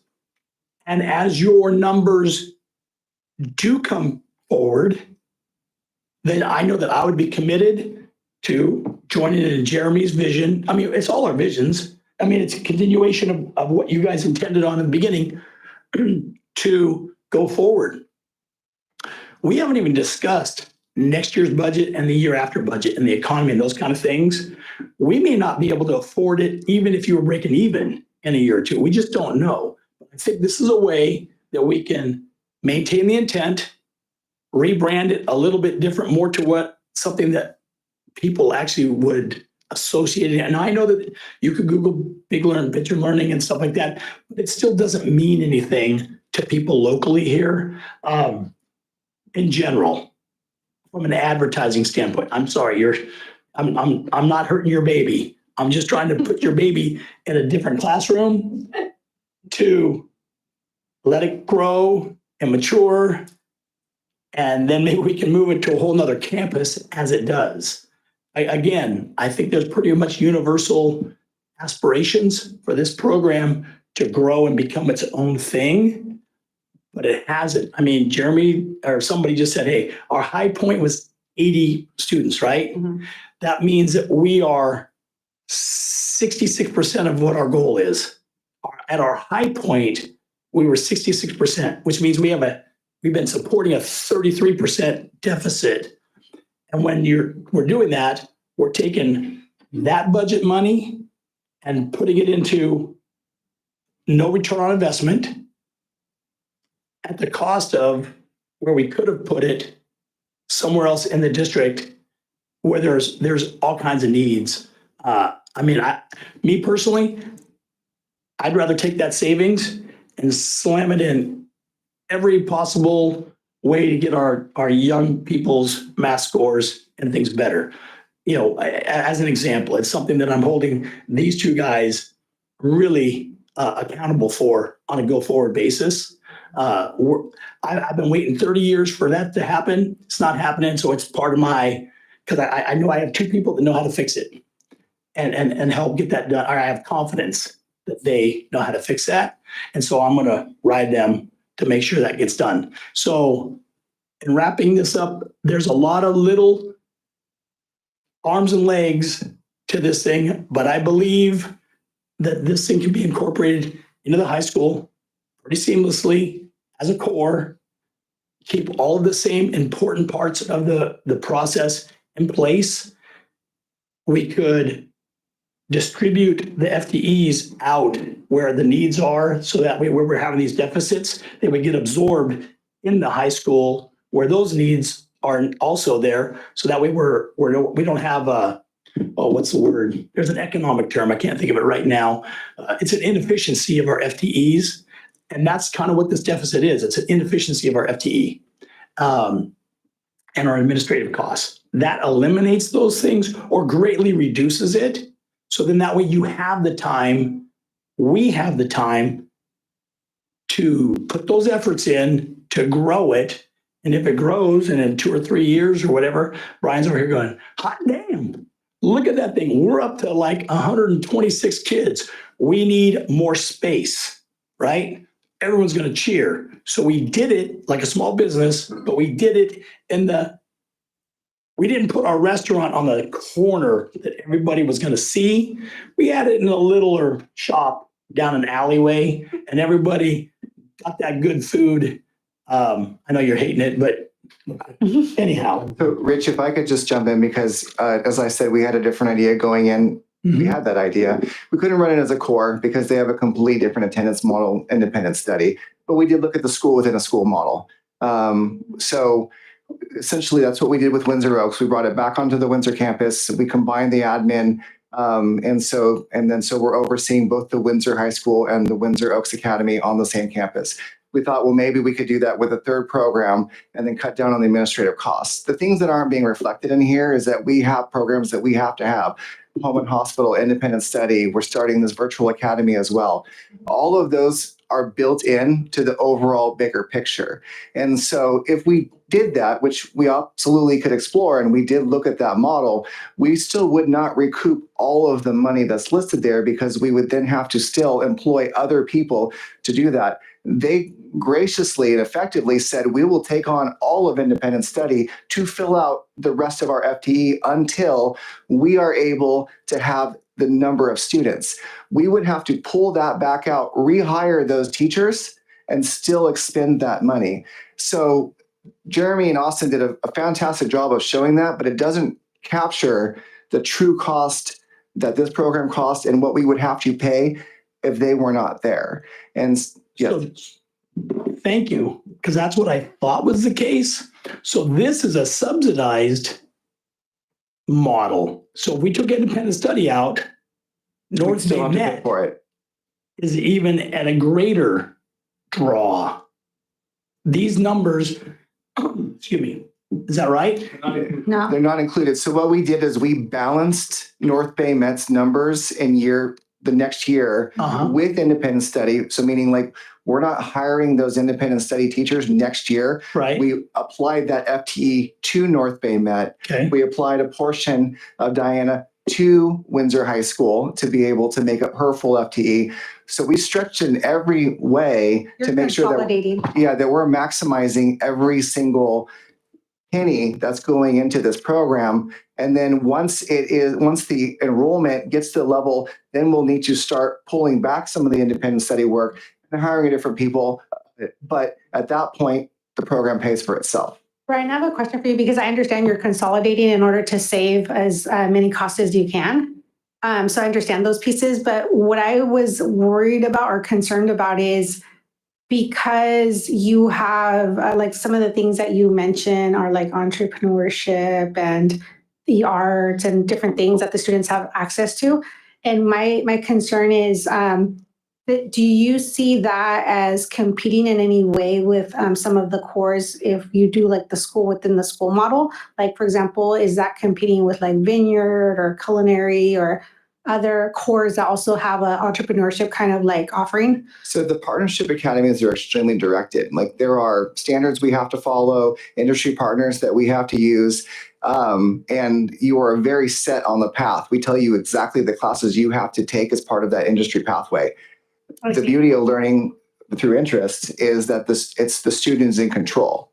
And I said it before this evening, and I'll say it again. If we do not have North Bay Met, we will be back here next year saying we need to invent North Bay Met or Big Picture Learning Windsor because we have all of these high schoolers that do not want to come to school. They're not interested. They're not engaged. Behavior problems are happening. And Windsor Oaks now is 3 times the size.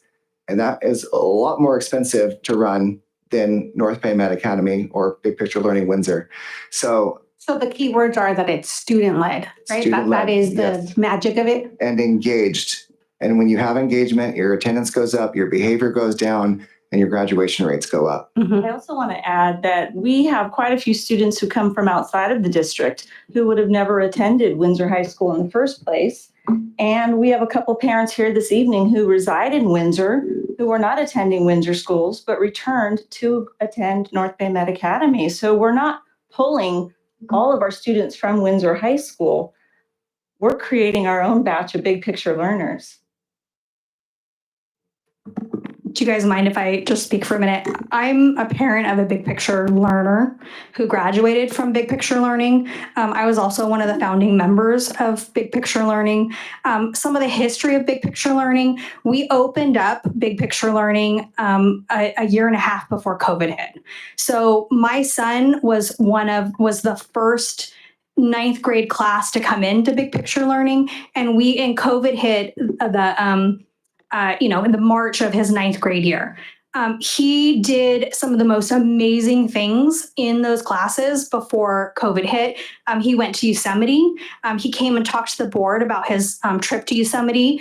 During COVID, he built a computer and got project-based learning for it. He ended up with 4 welding certificates before he left at his senior year. He has the Big Picture International Learning credential that is worldwide. He took classes at the JC while he was part of Big Picture Learning. He is 19 years old. He graduated last June, and he is making $32 an hour as a welder and does structural steel and is working on, a lot of our prevailing wage jobs in the county. That's what Big Picture Learning can do for kids.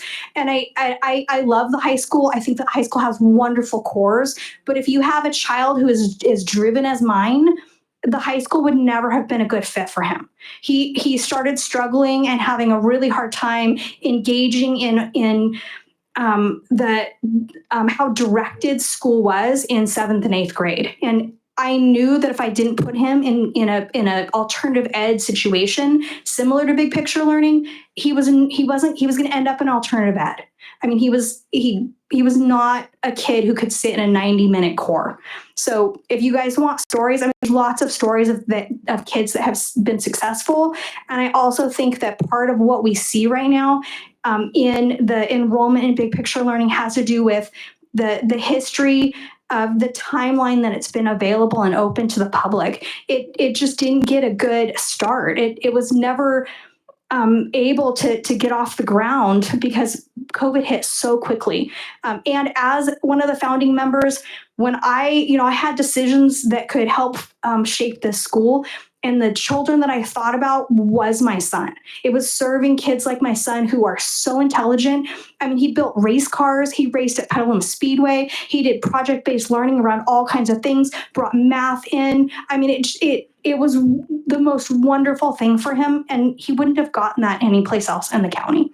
So that's a story of what it can do for kids. There's one last thing that I think I've got to say. I understand what you're thinking, Reg. I do. It was one of the things we discussed in our meetings was that concept. I think what was difficult, looking at it strictly like a businessman, it makes sense. It truly does. Where Brian and I kind of had the epiphany was when we got in front of the teachers who we were interviewing and realized that they're really invested in the school. We make that decision, they won't stay. They wouldn't integrate into Windsor High School necessarily. I don't think that would happen. And when we weighed that fact against the business sense, frankly, because what you said has a lot of business sense. It makes sense. But we would lose those teachers. And that's not to say we couldn't get great teachers again, but we'd lose some really great teachers who are truly invested in the school. And that's really when we shifted our thoughts. Because I'll be honest, that's where I started. And the teachers really shifted it for me. So just knowing that they wouldn't be here if we made that decision was significant for me. So I do feel like we need to, wrap up this item, but I want to ask, is there something that we need to take action on tonight? You do. So what I'm asking, and out of respect for what they kind of requested, obviously I'm a supporter, right? But I might get hit by a bus. So what we talked about was we wanted to make sure that the board supported this program. And so what I'm asking you to take action on is whether you do support what has been proposed. Now, will small things change? Potentially they could, right? But that the idea that the district's going to take a loss for a couple of years and you're making that decision today, if you want to take this ride, to take the loss in the hopes that we get to a point where we're fiscally solvent. That's the decision I'm asking you to make today, because you oversee our budget, guys, right? And this is, we're investing quite a bit here. Questions. Oh, no, go ahead. Okay. First question is, do you think it's possible to do this in less than 4 years? Because I mean, you already said attendance is up. Like, that's kind of an area where I don't know that a gradual shift to more attendance really it's like you kind of got to have a cultural shift where it's like all in.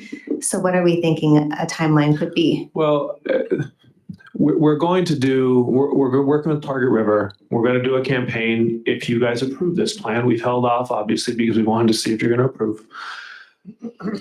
We're unsure. We're hopeful that it would be more, but we tried to give you I'll just say I tried, because these are my numbers, right? This is me throwing things on paper to try to be responsible. And I tried to be conservative. I tried to look at the attendance rate, knowing they're already at 93%, but not giving them credit for that in each year, starting them lower. If you see, I slowly get that percentage rate up over years.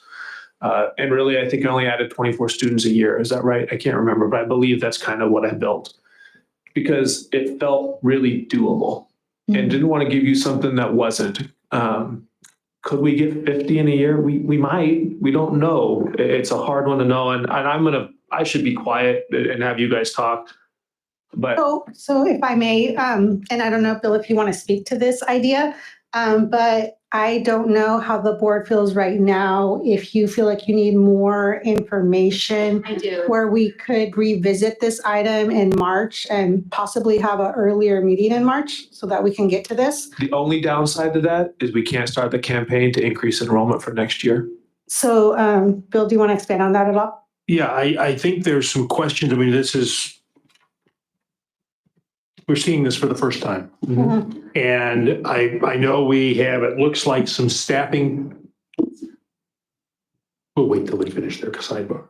That's okay. He was just saying that we have to act on staffing. So we have to act on staffing. Our meeting is March 14th. Yes. Which is not the perfect day, but it is before March 15th. What did you say? All right, there we go. So my thought is, and I don't even know that we've formed all our questions yet, but I think there's a sense of support for the plan, accelerating it.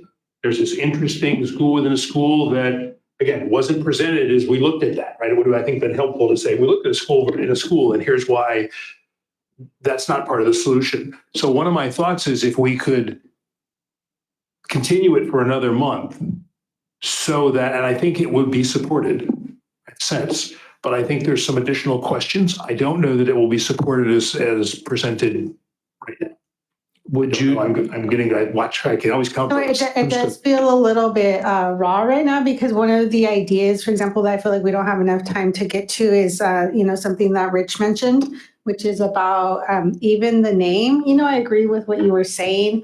And I feel like it needs something where it would be easily understood, even if you associative. Yeah, or even if you didn't explain to the person what it is without saying anything, if you just said the name, that it would be immediately understood. So I'm just totally making this up because it's generic, but something like, business and arts, school or something, that people, when they hear business and arts, like they immediately understand what that is, and then maybe as part of the tagline, it could be a big picture learning school, right? But something that's easily understood like that, so I just feel like there's all of these details that need to be discussed a little bit more. So I personally would feel more comfortable with having more information and talking about this more in an early meeting in March, as Bill was recommending. But I don't know how you all feel. I feel like I'm ready to support you. I've been over at your campus. I've seen what it does to students. We can just sit here and talk about money and that's when my eyes glaze over. What I'm interested in is the students. And even Brian, you mentioned, and I believe you're right. If you get rid of this entirely or go to a student, your incidence of behavior problems will go up. Your incidence of kids dropping out will go up. I think you have a fantastic program going over there, and I'm behind you 100%, and I'm ready to support you tonight. I don't think at least my sense is not that we're not supportive. It's just that we just want more information so that we could understand the roadmap going forward. I think that's what we want. Would you agree? So I feel comfortable making a decision tonight because I feel like this is when we're working at. I know we kind of have a little bit of a divide, but I'm kind of with Paul. I'm kind of just thinking through the details of like what I would want to see a couple years from now. And like my next question was going to be, how does this impact our independent study program at the high school? And do they end up being competitors? And like, I just wanted a little bit more information, but I feel like I'm ready to vote. If that is so, do either one of you want to make a motion, Paul or Stephanie? I'll make the motion to vote on the proposal. I'll second. Can we have a little discussion on that? Yeah. I appreciate everybody's thoughts and feelings on the matter. I believe that the current proposal that we have a motion on in a second is inadequate at this point. I think there's a lot of work that could get done on this to improve it over the next period of time, month, before our drop dead date, one way or the other. I have to push back on my friend Jeremy. I respect you, and you know I do 100%. I've learned a lot from you. I have implemented a lot of the things that you've done in my own companies and stuff. And that said, we might love the 6 buggy whip makers in our factory that's making those buggy whips. But if the buggy whip isn't the thing anymore, those buggy whip makers need to be repurposed, and that school or that dogma or that whatever that is being held tight to, while passionate about it, may not be the thing. I don't know that I'm willing to commit $1.6 million because of certain personnel. On the other hand, I've absolutely committed money to certain personnel. So it's not a personnel issue. I don't know that that by itself is enough of a swayer, so to speak. I believe that we have time to focus in on, again, this is the first we're seeing. We saw this on Monday when this came out to us, right? And I understand from Brian's comments that, some of the things I brought up had been looked at. I don't know that they've been looked at that much. I think they may have been looked at through a prism of, no, we don't want to do that way, or we will leave and not be part of that if we do that. That feels like that might be part of the sentiment that we're dealing with. I don't know that. But I think, and again, I believe everybody universally agrees that we want to keep what we're trying to accomplish together.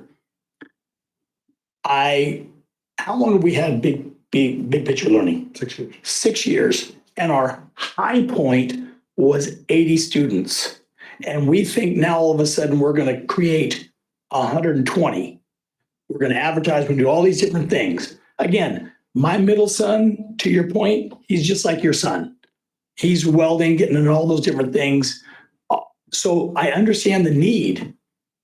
I'm just looking at Jeff right there. I'm going, how do I justify $1.6 million of our budget for a program that's never even hit more than 66% of what its need is? And so that's my dilemma that I'm in on this discussion. At this point, I feel like we should just take a vote because we do have a motion. So I think that we should take a vote and then that will tell us where we stand on this, as far as a board. Molinelli, could I just ask for clarifying on the motion? The motion, I believe, as stands is to take action tonight versus 30 days from now, not to shutter the school versus, right? So it's clear what the motion is. Yeah, I was gonna ask Paul if you'd like Is to that the restate your motion. If you can restate it. Motion is to accept the plan as proposed tonight. Okay, is there a second? Yeah. And if I might, before we vote, I think we need to be careful, Rich, of the perfect being the enemy of the good. I think we can come back in March, listen to some of our trepidation, uncertainties. We do not know how this negotiation went and the nuances of that this can be fine-tuned. It should not be detailed, fine-tuned from the five of us up here.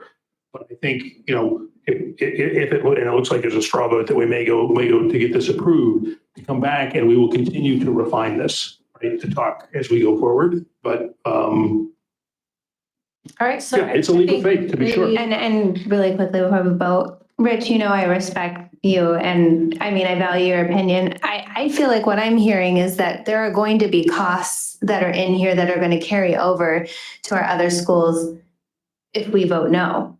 So, I think from the financial perspective, that's what I'm hearing. And I think what people are feeling, and it's more anecdotal than quantitative, is that this is like the new buggy whip. This is like the tech whip, this could be the thing. It's feeling like the thing that we really need to explore. The new Facebook. Yeah. Thinking when Rich was talking about the buggy whip, I'm like, but we're the Tesla. Yeah. Okay, so let's take a vote because I feel like we've been going round and round. We need to vote. Yeah. There's a motion, there's been a motion and a second. We need to vote. Paul, the way it works is that there's a motion and a second, and then we get to discuss it. Okay. That's the All way right. it does work. Do you want to make a comment? Yeah, I just want to finish out. First off, I want to make sure we're clear. This is not a personal issue at all. Again, we all are in sync on the goals and whatever. It's how do we get there? And there's a feeling that there's a majority of the board that thinks that this program, the way it's currently written, with the ability to be tweaked, is the pathway to go forward. And that's awesome. That doesn't mean that any one of us, if we vote for it or against it, respect or disrespect anybody one way or the other. We are not that group that sits up here. We're this group that sits up here. I know that if I vote against this, I know that nobody on this board is going to dislike me one way or the other for this vote. They might dislike me because I might talk a lot. So that said, I'm ready to vote, but it's not a personal thing. This is a thing of how we all try to do what's best for our kids in the way that we best know how to do it. Totally agree. Okay, so once again, the motion on the floor is, are we taking action tonight, correct? No. Approving this. No, proposal. we are approving, we are Oh, we're accepting the approving. plan as presented. Okay, so thank you Motion for that. second. Okay, so all in favor? Aye. Aye. Okay, so that What did you looks like- say? And In, against? Oh, I'm sorry, and against. I would vote against it as it's currently written the way it is. Okay, thank you. So it looks like, 4-1. Yep. Yep, thank you. So 4-1. So did that pass? Yes. Thank you. I appreciate your time and your consideration of our school.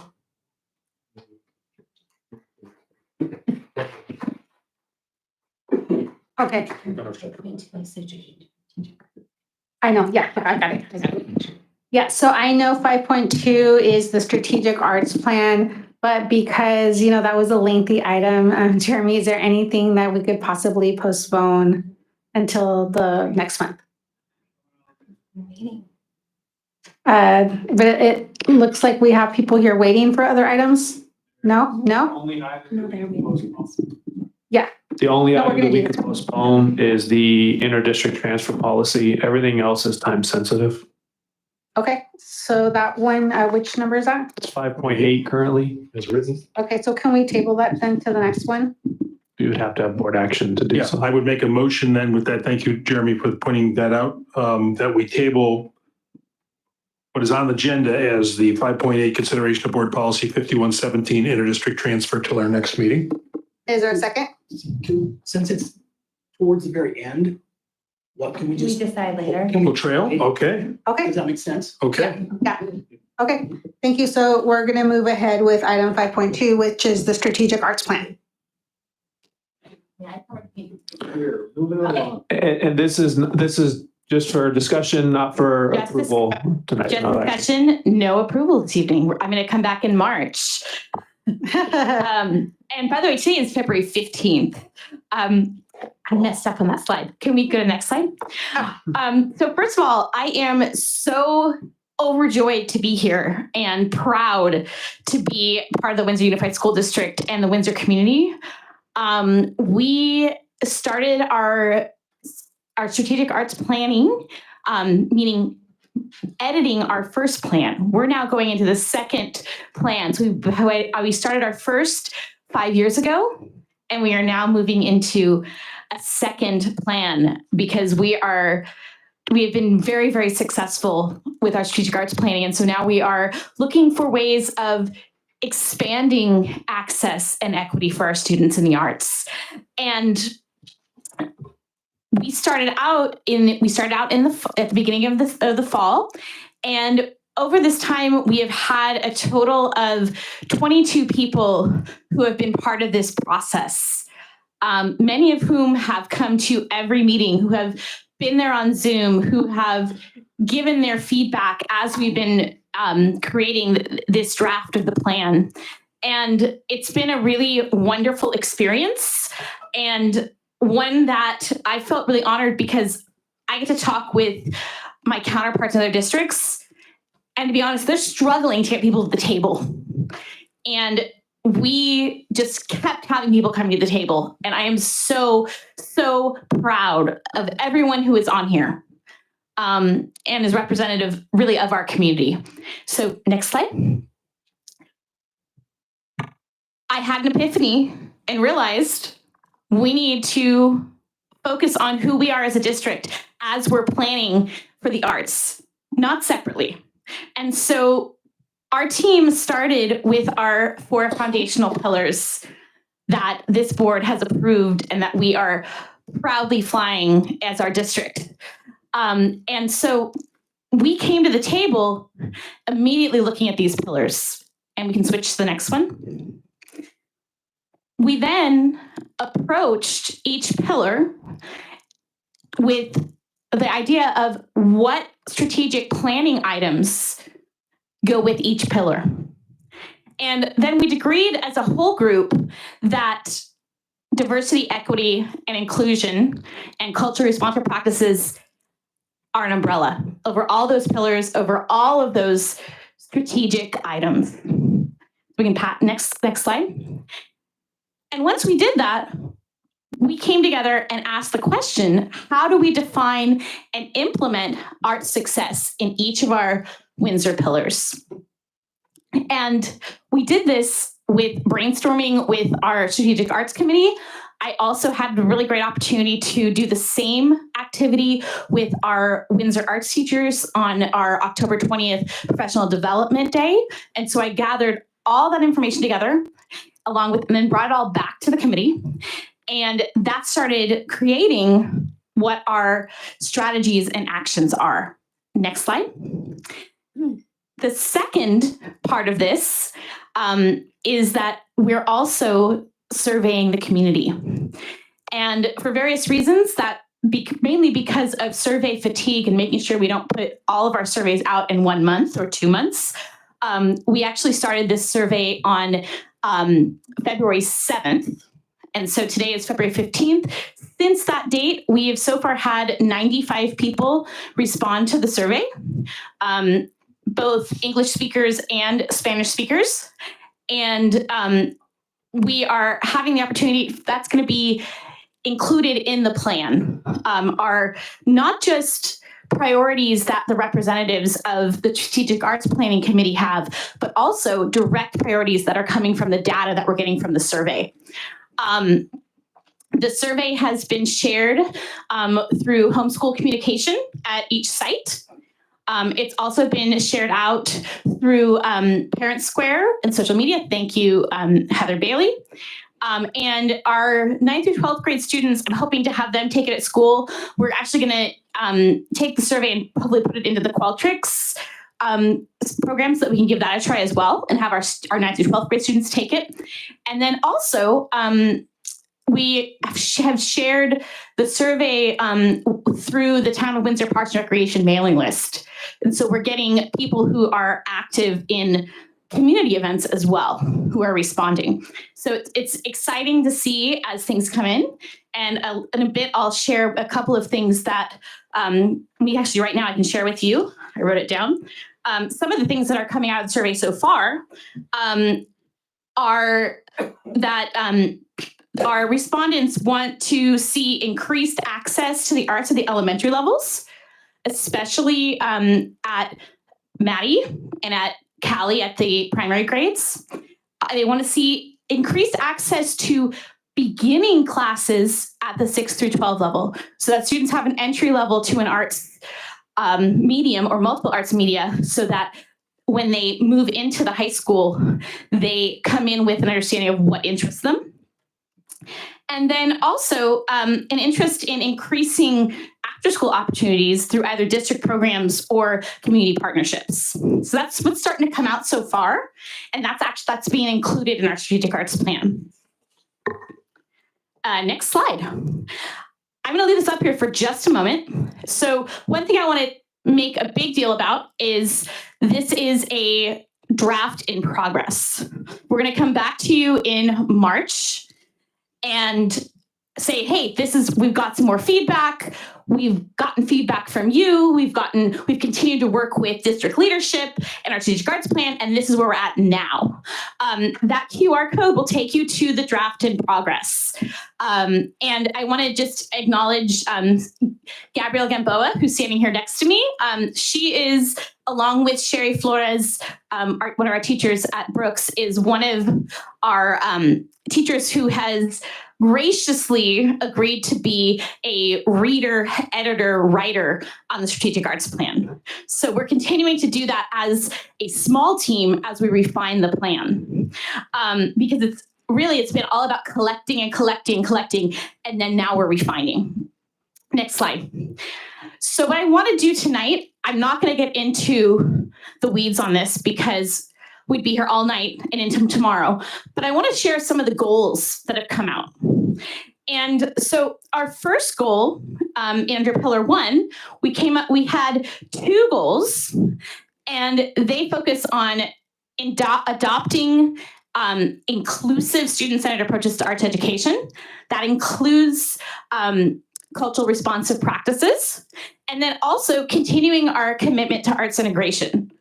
we started that in the very first thing on our original strategic arts plan. That's how we have gotten some of our biggest grants. Over $3 million in art-specific grants because of our arts integration programs. We want to build them and continue to build them. And within that, some strategies that have come out as possible funding focuses have included requiring arts integration as a curricular strategy in the TK5 level, because right now it's opt-in, with some sites being more faithful than others. And requiring that, also offering support and continuing education for our teachers. Also, having more communication and collaboration between the TK-12 arts specialists and classroom teachers, so that we're meeting in the middle so that we have true collaboration. And then also another one has to do with really highlighting the arts and arts integration as key and efficient teaching strategies, because we can help students, just like they were talking with big picture, we can help students engage in their learning through the arts, and using the arts as an additional toolbox of communication skills. Next slide. This is the big one. And part of it has to do with how are we supporting our teachers? Because that's one of, we can get the kids, but if our teachers don't feel prepared to implement, we kind of get a little bit of cognitive dissonance happening. And so we had 3 goals in with our, so there are pillar 1 with students are thriving and successful and thriving. And then this one is staff are successful and thriving. And focusing on strengthening arts education collaboration and professional development. Goal 2 has to do with really aligning our arts programs with California dashboard metrics. So how do we look at how our arts are going to be impactful for and integrated into our dashboard metrics, such as graduation rates, suspension and expulsions, attendance, those types of metrics, and as well as how do we link our arts programs with the Portrait of a Graduate that Sonoma County has adopted and that our district is beginning to adopt. And then the third one has to do with creating and developing district leadership for arts education. That doesn't just mean cabinet. That doesn't mean a TOSA or an administrator focusing on it. It means having arts leadership opportunities for everyone who's interested in our district. So for example, restarting our VAPA leader teachers at our elementary sites, and then really honoring and offering support to our elective chair people and leads at our high school level to really lean into how we can make the strategic arts plan happen with the most fidelity and the most strength, so that we make this a leading program in our county and in our region. Next slide. And then the third one is also really important. This has to do with families and it has to do with our community and making sure that we're making connections. The first one has to do with equity and access. So really looking for ways to leverage our arts opportunities to increase access and equity in the arts through intra-district collaboration, especially across sites. Inter-district collaboration, finding districts that are doing strong things and working with them to bring that to our district, or pairing with them to create bigger opportunities for our students. And then community partnerships, specifically focusing on community partnerships that are Windsor-based, so that we are also collaborating with our Windsor artists to enrich our community. Additionally, really strengthen our relationship with our Windsor Public Arts Commission as well. And then working to develop relationships and advocate for the arts, and advocating community resources and powerful messaging. Both those have to do partly with re-establishing our Windsor Arts Now coalition and bringing our community together to become, to use Rich's term, ombudsman and advocates of our arts program here in Windsor. That was the right way to say it. And then also to measure and communicate our progress. And this includes using the messaging tools we currently have, but also making sure that what we are messaging is positive, it's informative, and gets our families excited about the arts, and also is communicated in a way that is impactful and cogent for them. Next slide. And then our fourth one has to do with financial decision-making and overall decision-making being responsible. And the goal number one has to do with creating, maintaining, and monitoring a sustainable district arts funding model. That means we agree and we follow it. Now, understanding that finance can be fluid, as Jeremy was speaking earlier this evening, but making sure that we have decisions in place that there will be a baseline funding for the arts. And part of that's our new Prop 28, but also that has to do with looking for grants, that has to do with looking for ways to use existing funds to also support the arts. So for example, teacher effectiveness for certain programs as well. Teacher effectiveness funds is one example. We are also looking at district leadership and need monitoring the funding sources and implementing guidelines. So not just making an agreement, making a strategic arts plan and putting it on the shelf, but having people who come together quarterly or bi-yearly to look at what's happening and to monitor and then say, where do we need more help? Where are we succeeding? And creating a report, because that's something that will also be part of Prop 28, but we have to give that. This group will need to approve what we've done each year, and that will go to the CDE. So really making that as part of our culture of this.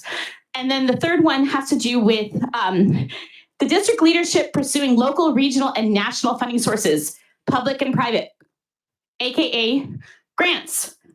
And part of that is looking at how do we leverage possibly a district grant writer?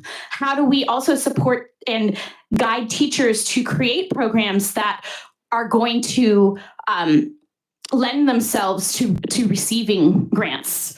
And so, and really looking also to look for areas that are where maybe we can't provide with our baseline funds.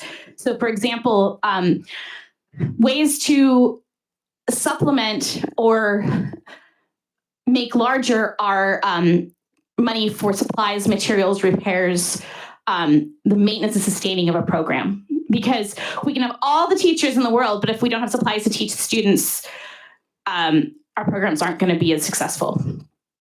Okay. And then I'm not going to talk through these next slides. I'm just quickly, but I want to just show you. So they're here for you as a resource. But under each pillar, I just wanted to put a few of the strategies that are in the strategic arts plan. So you can kind of see where the committee is thinking. So a lot of pillar one has to do with expanding programs. It also has to do with finding ways to make the programs more accessible to our students. Next slide. Pillar two, really we're focusing on making sure that teachers have what they need to be successful in the classroom with our arts integration and our arts programs. Also has to do not just with supporting arts integration, but also supporting our visual and performing arts teachers, especially with things such as choice in their professional development, because very often arts teachers sit in professional development, for example, about English language arts metrics. And yes, it's interesting. And yes, we care about all students, but how is that going to help me teaching in my visual art lesson tomorrow? They need to find their people and collaborate with their people, because often they're a singleton in their school or their district. So finding ways to help with that. Next. Pillar 3, really looking for ways to leverage the relationships that we already have, both regionally, locally, but also statewide. And this is something that I think we've been really successful with in our district, and just either continuing them, or in some cases, especially with Windsor Arts Now, revitalizing that. I've already had people ask me, when are we doing that? And also on to go back to the survey, we've asked people to give us their information if they're interested, and just about everybody has given us their information. So we're cultivating a mailing list as well.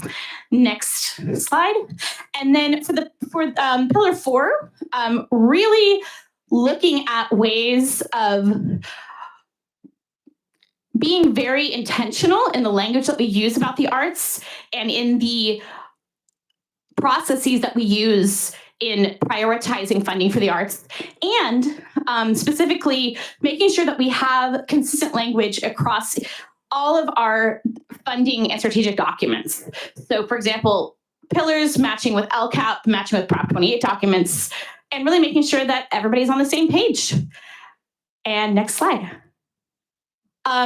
This is also, as we said, part of our strategic arts plan includes estimated expenditures. And these are some examples. They are not all of them. The great news is that the majority of our strategic arts initiatives are no cost, because they're using existing resources and existing brain power. But some of them are a lot, probably the biggest in Pillar 1 is FTE, because if we expand programs, eventually we're going to need to have more teachers. Also residencies, if we have arts residencies, this is a way to bring in working artists and teaching artists from our community to give students expanded opportunities, especially when we're looking to be culturally responsive and to really reach out to help students see themselves in the arts by seeing people like them making art. And of course, instructional materials, huge, huge, huge, huge, huge. And the nice thing, we're going to really be looking at Prop 28 and seeing where we can make sure we have a balance of both. With, of course, the bigger balance being for staffing, because that's essential. And then really, I mentioned earlier, site leads. Also, sometimes some of our collaboration is really going to have some opportunities for release time, just like we do with some of our other teachers, because our teachers are teachers, and though we're a smaller group, it really, really works to have us talk to each other. We met on October 20th, and it was the first time that some of us had met. I've been in this district for 5 years. I had never met some of my arts colleagues until we all got in the same room. And it was this wonderful learning party, because we were learning together, and it was for us, by us. Just like they were saying earlier with the PLCs, I think we could become an arts PLC, but that's a whole other discussion. And then pillar 3 really has to do with money that will honor our students' achievements and help showcase them to the community. And then pillar 4, I mentioned earlier, district grant manager. That's not necessarily all paid through arts money, but the arts will be part of that. And then also really looking for continuing education for our leadership folks, because our arts funding from the state is an absolute moving target, and it's changed. They even made changes January 1st most recently. So really working to make that part of the process. And then next slide.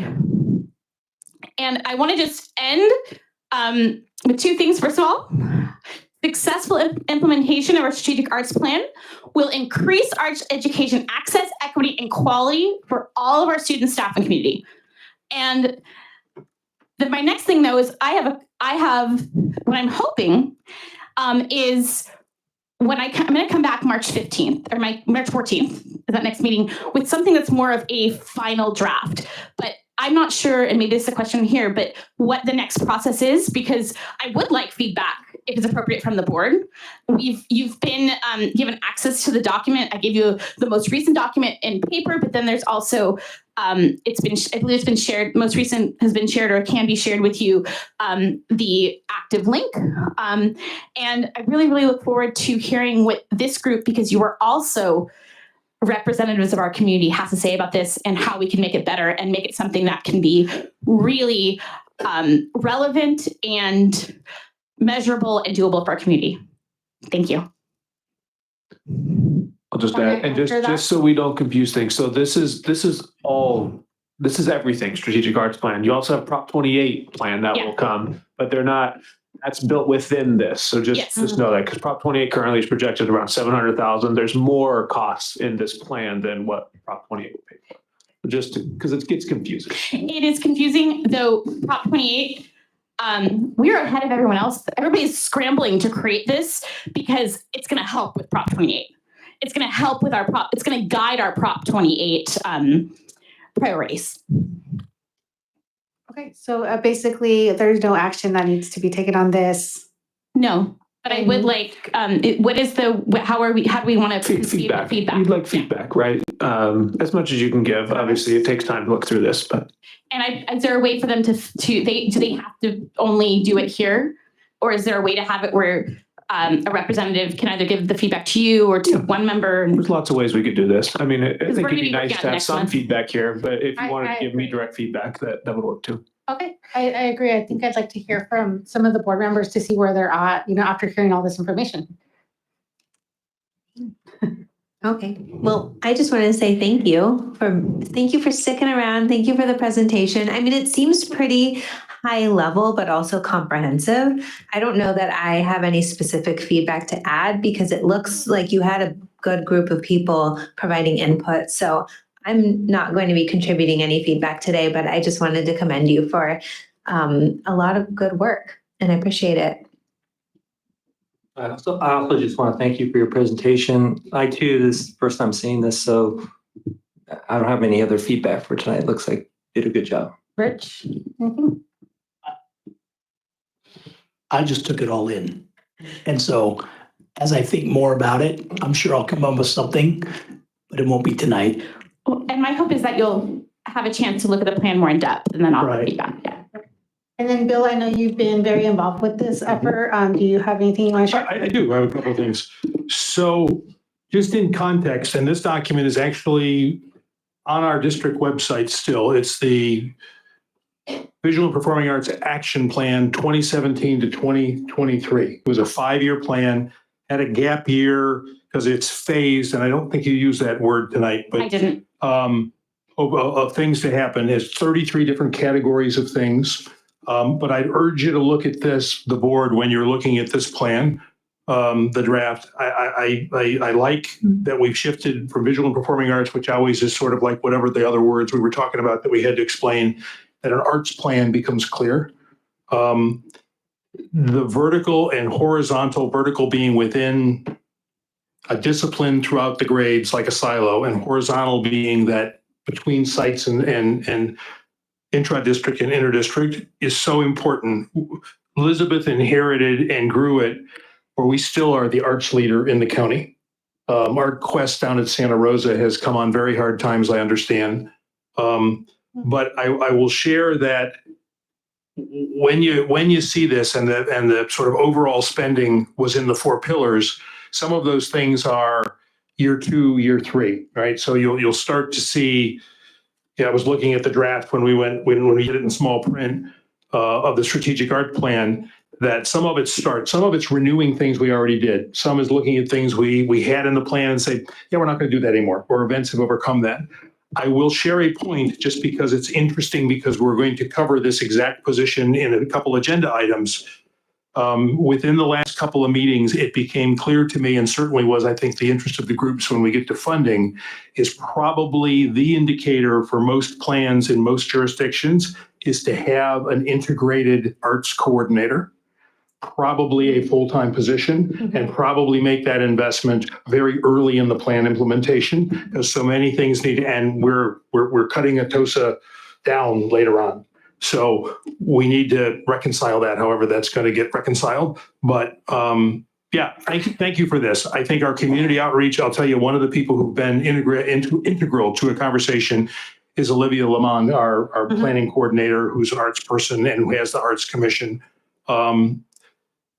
Our arts partners in the community and the business people, whether they're filmmakers or sculptors or music, teaching artists, are primed and ready to come on board to help our district. So I'm excited, and thank you again for all the work, and look forward to seeing the plan for the phased finances of it when you come back on the 14th of March. Yeah, and we look forward to any feedback continuing, because our team is going to continue to work on this and make it as absolutely clear as possible.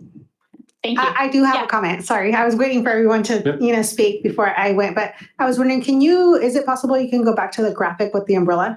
Yes, that's the third slide, I believe. It was early in the presentation, yes. Sorry, Brian. So while Brian is looking for that, I am just going to go ahead and say my comment, because I was involved early on in the process and less involved now. But I first want to commend you for the incredible work that you've done, because it's my understanding you were working up into the point that you had your child, which is very. And then came back and he was 10 weeks. Yeah, which is very, very impressive. And then you're back right away. So it's very, very impressive. Also, what I was impressed by is that early on in the process, I saw the first iteration of the survey, which was highly problematic in terms of the language that it used. And it's drastically improved since then. So really, really great work. I love this graphic. This is why I wanted to see it again, because I love this umbrella with the diversity, equity, and inclusion. My only concern with this, which is something I had mentioned already when we had our committee meeting, is that, my concern as, being a resident of Windsor for most of my life, is that in most public spaces, they're not very diverse. So for example, before even coming onto this board, I was the chair of the Public Arts Commission with Olivia Liman. And even then, that committee was not very diverse, right? So in public spaces, we tend not to get a lot of the Latino population that lives in Windsor. So I just really want to highlight that fact that we need to do very specific outreach in order for that to happen, because we just don't have very diverse public spaces, where Latinos participate. So I feel like we need to go the extra mile to make this a reality. One thing that we have been doing with the survey is we've been hand delivering paper copies to our Spanish-speaking families through our ELD coordinators. And those are going to be coming back pretty soon. So that if families, because not all families have access to digital resources, that's one way we're addressing it. The other way that one of the things that's in the plan is the initiation of a Culture Bearers program, and inviting people both from within our district and from within our community to come and share their cultural art, their art with our students, and to bring people in who can be the experts, because as well educated as our teachers are, we're not experts in everything, especially when it comes to cultures that are not our own. And so really bringing in representatives, I think that's one of our priorities. And then I would also encourage outreach to the Indigenous community as well. Absolutely. Yes, absolutely. That's listed. Right. And I always see that as a progressive sign when somebody says, I just don't know. I need help or I need assistance. That's always a good sign. So thank you for saying that. Yeah. Okay. Thank you. Thank you. All right. Any public comments on this item? On the arts program? No? Okay. Seeing none, I'm going to go on See you next month. to item 5.3, which is the LCAP presentation. I have a favor. Yes. We have a guest who has driven quite some ways, and he's later on the agenda. I believe he's 5.8. Okay. I'm wondering if we can move him up so that he can get home, because I think he's got over an hour drive. Okay. Is that possible? Brian? Yes, so let's bring him up. Brian's stuck here anyway, so Okay, thank you.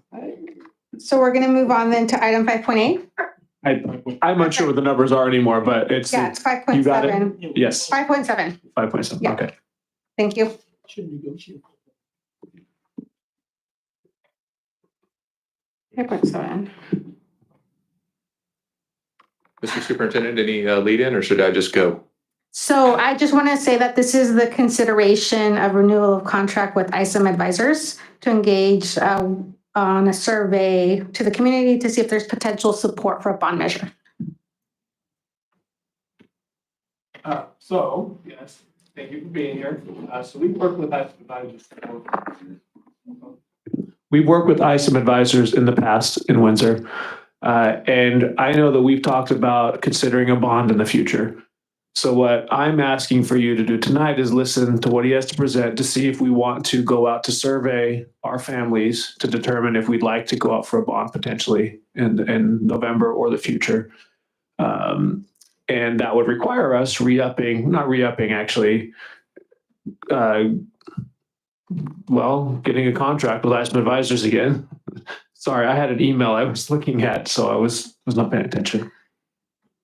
There you go. There's your lead in, my friend. Thank you. Table set. Yes. All right. Good evening. My name is Charles Heath. I'm a partner with a firm called Team Civics. So we partner with ISM Advisors. They're your financial advisors. So they put together the strategy and the structure for a potential bond measure to address your facility needs. Our job is to look at it through a political lens, both in terms of what might be feasible to put before voters and reasonably expect to get 55% support from your voters. And then also, how do we put together a communication strategy so that voters understand what your facility needs are and why you may be asking them for funding to address those needs. Are you addressing or advancing the slides? Thank you. Perfect. So first of all, I basically just summarized this. Our job is the strategy and communications piece. We go hand in glove with your financial advisors to make sure that we're looking at everything from a finance perspective, but also from a political perspective. As I mentioned, that's assessing the feasibility of a measure, but also telling your story to the community about the age of your facility and your needs. Here's a little information about the recent passage rate for bond measures statewide. The general trend has been very positive. In recent elections, over 80% of bond measures on the ballot have passed. You'll see that there's one outlier election back in March 2020, which we now inaffectionately refer to as the COVID election. In the early days of COVID, voters took sort of a sour opinion about measures. We were worried that might be the new normal. Fortunately, we've since then seen that the passage rates have bounced back and expect to see a record number of bond measures go forward for school districts in 2024. And here's some examples of just other local school districts that have passed bonds recently. I worked with Santa Rosa City Schools for 2 measures in 2022. We actually have measures on the ballot right now for both Cotati-Roanoke Park and Petaluma City Schools. So some of your neighbors have passed bond measures in recent history. So a little bit about the timeline that we recommend if you do want to consider a bond measure. We start by asking the big picture questions. If we put a measure on the ballot, does it stand a reasonable chance of success? And if the answer to that is yes, what does that bond measure look like? What's the bond amount, the tax rate, the project priorities that we think voters will support? Then we also look at the broader political landscape in terms of what else might be on the ballot that could compete for both tax dollars, but also voter attention and might influence thinking about a measure. If we come out of that feasibility process with a green light, then our next step is to do that awareness building effort, first reaching out to your internal school audiences, parents, teachers, staff, but also getting the message out more broadly. Typically about 80% of the likely voters in an election don't have kids in your school district. So it's critical that you reach those populations as well. As we're doing that, we're also developing the measure for the ballot based on the feedback we're receiving from the community and based on what we learned in your polling up front. And we use that to develop a measure for the ballot. That ultimately comes back to you in the form of a resolution to call for the election and put the specific proposal before voters. That has to happen at least 88 days before Election Day. So for the November 2024 election, that deadline's in early August. So basically the window of time that we have between now and the deadline to qualify is from now to early August. After that point, once you adopt a resolution calling for the election, you're on the ballot. Any advocacy in favor of that bond measure cannot benefit from any public resources. So you can't use district funds, staff time, facilities, printers, copiers, computers, et cetera, for that advocacy effort. So an independent campaign committee has to form. Typically that's volunteer driven, and you raise private funds to mount that piece of the effort. I have some slides here that go into these steps in more detail, but in the interest of time and knowing you have a long agenda ahead of you, I will pass by those. I think the takeaway tonight is that if you would like to look seriously at a potential November 2024 measure, our next steps are to start doing that feasibility assessment, do some polling. We would bring the data back to you with some recommendations for what we think might be viable. And then you would give us direction to either begin preparing for a measure or look at an alternate election timeline. And there's a cost associated. It's in if you look at the description, the cost associated is somewhere between $12,000 and $15,000 to the feasibility study. Yep. So we basically have two questions. One is to extend our contract with ISOM or to? No, I misspoke. It's to start over. We didn't, I think that the district had used ISOM in the past. Right. Used somebody different. And so now we would be using ISOM advisors again. So there's contract. But so one is a new contract with ISOM. Yes. And To do this feasibility study, which costs between $12,000 and $15,000. The feasibility study is through TCX, which you guys are like subcontractors of ISOMs? Yeah, we would be essence. subcontractors to ISOMs for that piece of the work. So this basically gets us through the feasibility study. We come back to you with results. And then if you tell us to proceed with preparing a measure for the ballot, then there'll be a contract for those services. For the additional part? Yeah, for like the communication with the public, the preparation of the measure for the ballot. Yeah. Okay. And how long do you think it'll take you guys to some good information for us to consider? Probably about 2 months. Couple of months. Yeah, Okay. so we can be back here probably April timeframe with some recommendations. Can I make a motion that we accept this? Can I just ask one question before we do that? Is this your survey? Is this Sonoma County wide or Windsor specific? Just within the boundaries of your school district, yeah. I see. So we would take a look at who's likely to vote in the November election in your school district and then draw a representative sample of those voters and survey them. And all the demographics of that sample would match who we expect to vote in the election in terms of partisanship and age and parents versus non-parents. And that's what makes the survey predictive. I see. Okay. Are there any questions before we move on? Yeah, I do. I would support doing this. I think it's good. I think we need to look carefully and talk candidly with our partners after I badmouth them, the ones who sit here when we're not here, who have talked repeatedly about a revenue measure. Is the town of Windsor leaning towards that in November? If they're not, that may be a reason for us to step in sooner. I think it would be valuable for them to know we're going to do that because many people see the Windsor government as, well, the schools just asked, why do you want another one? But the other piece I'd like some input and feedback from you on this, Charles. I know down in Cotati Rohnert Park, and sort of goes with the arts projects and other places where we're going to now have some budget related cuts. Prop 39 is the 55% advantage that we get. A regular supermajority at 66% is a parcel tax, but that's not limited to bricks and mortar. So we could do some facilities, but we could also do programs and staff with that. And I'd be interested if that muddies the water too much with a survey, whether that's going to confuse our voters.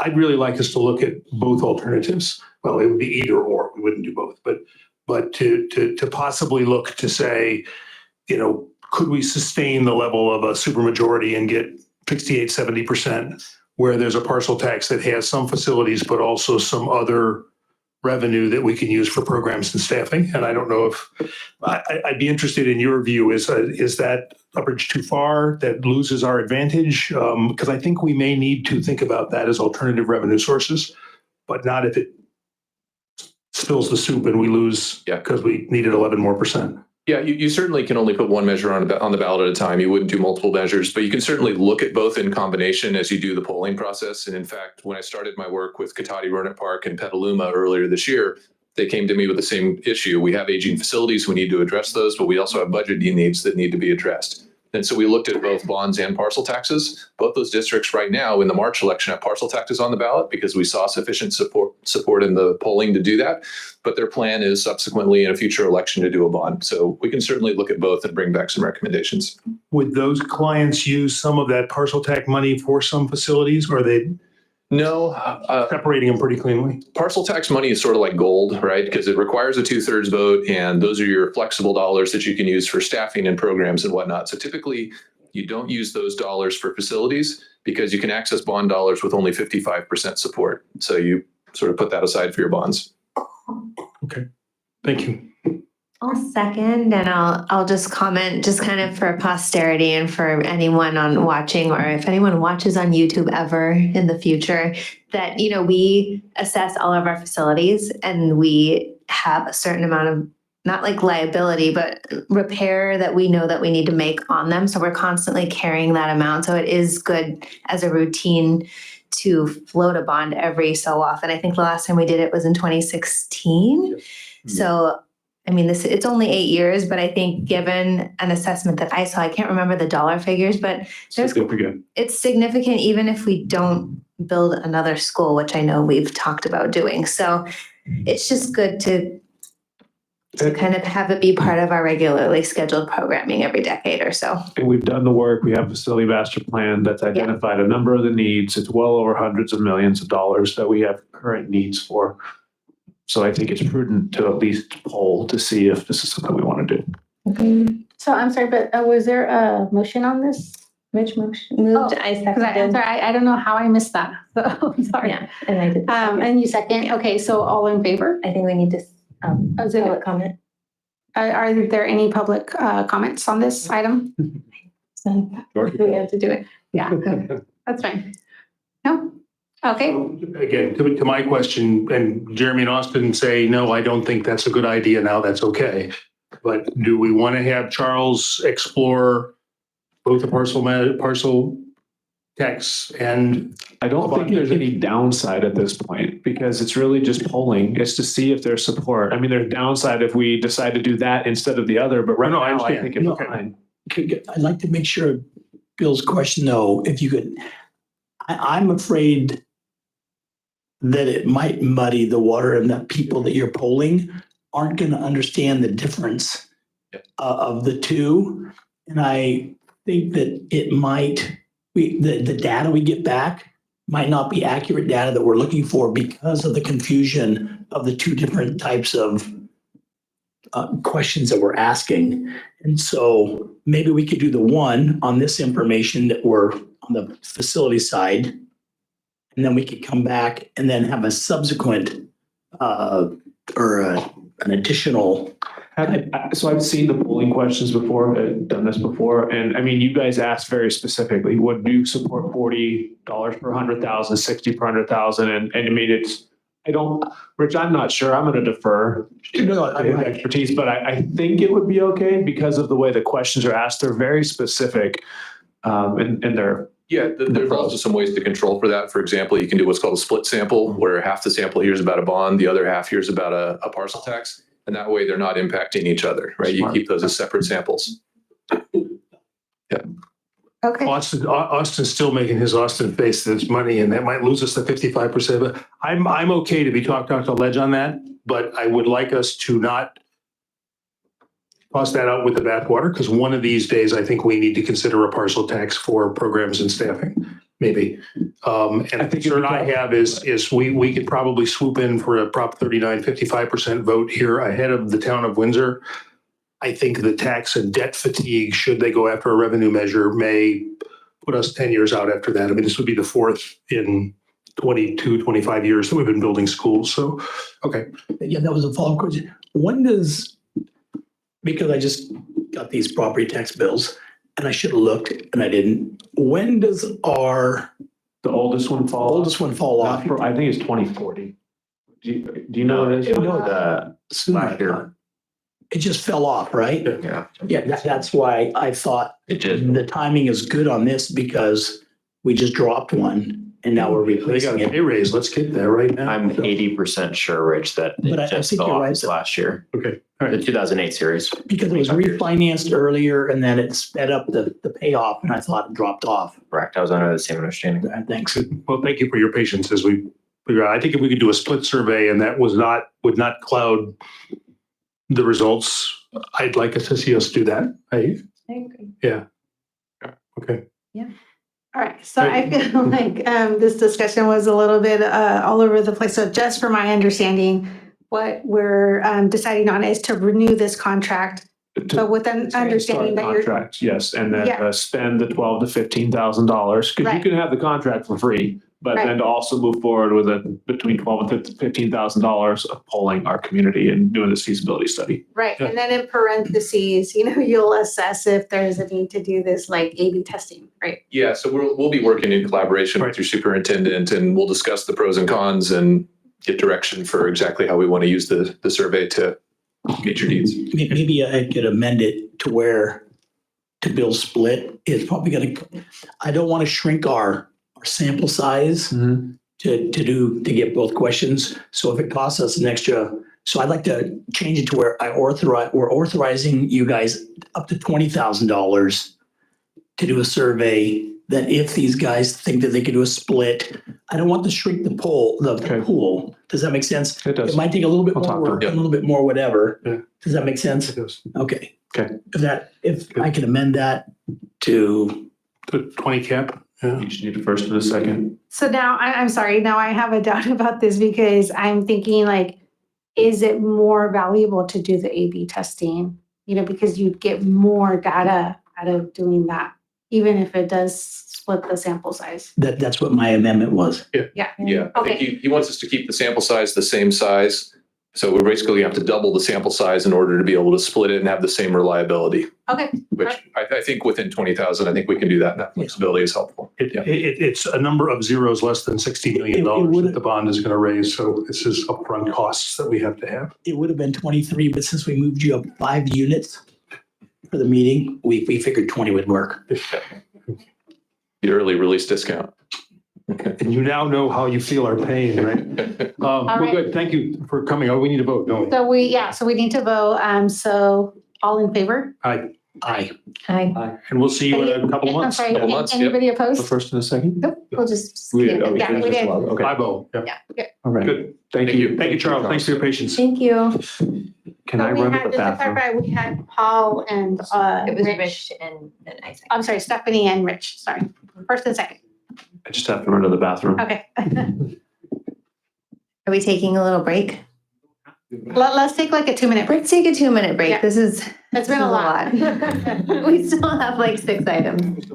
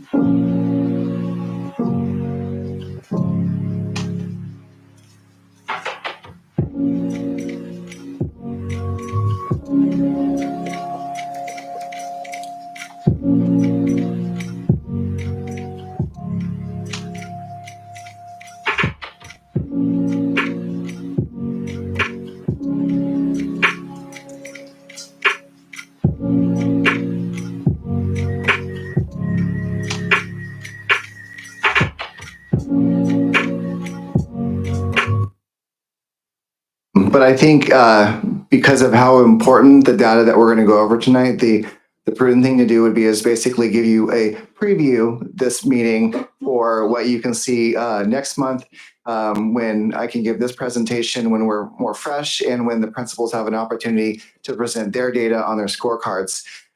So here's the exciting things you see. I will go over the 5x5 grid and explain how status versus change and how proficiency categories and how we talk about the distance from MET and where subgroups are and how they score in all of those different subgroups.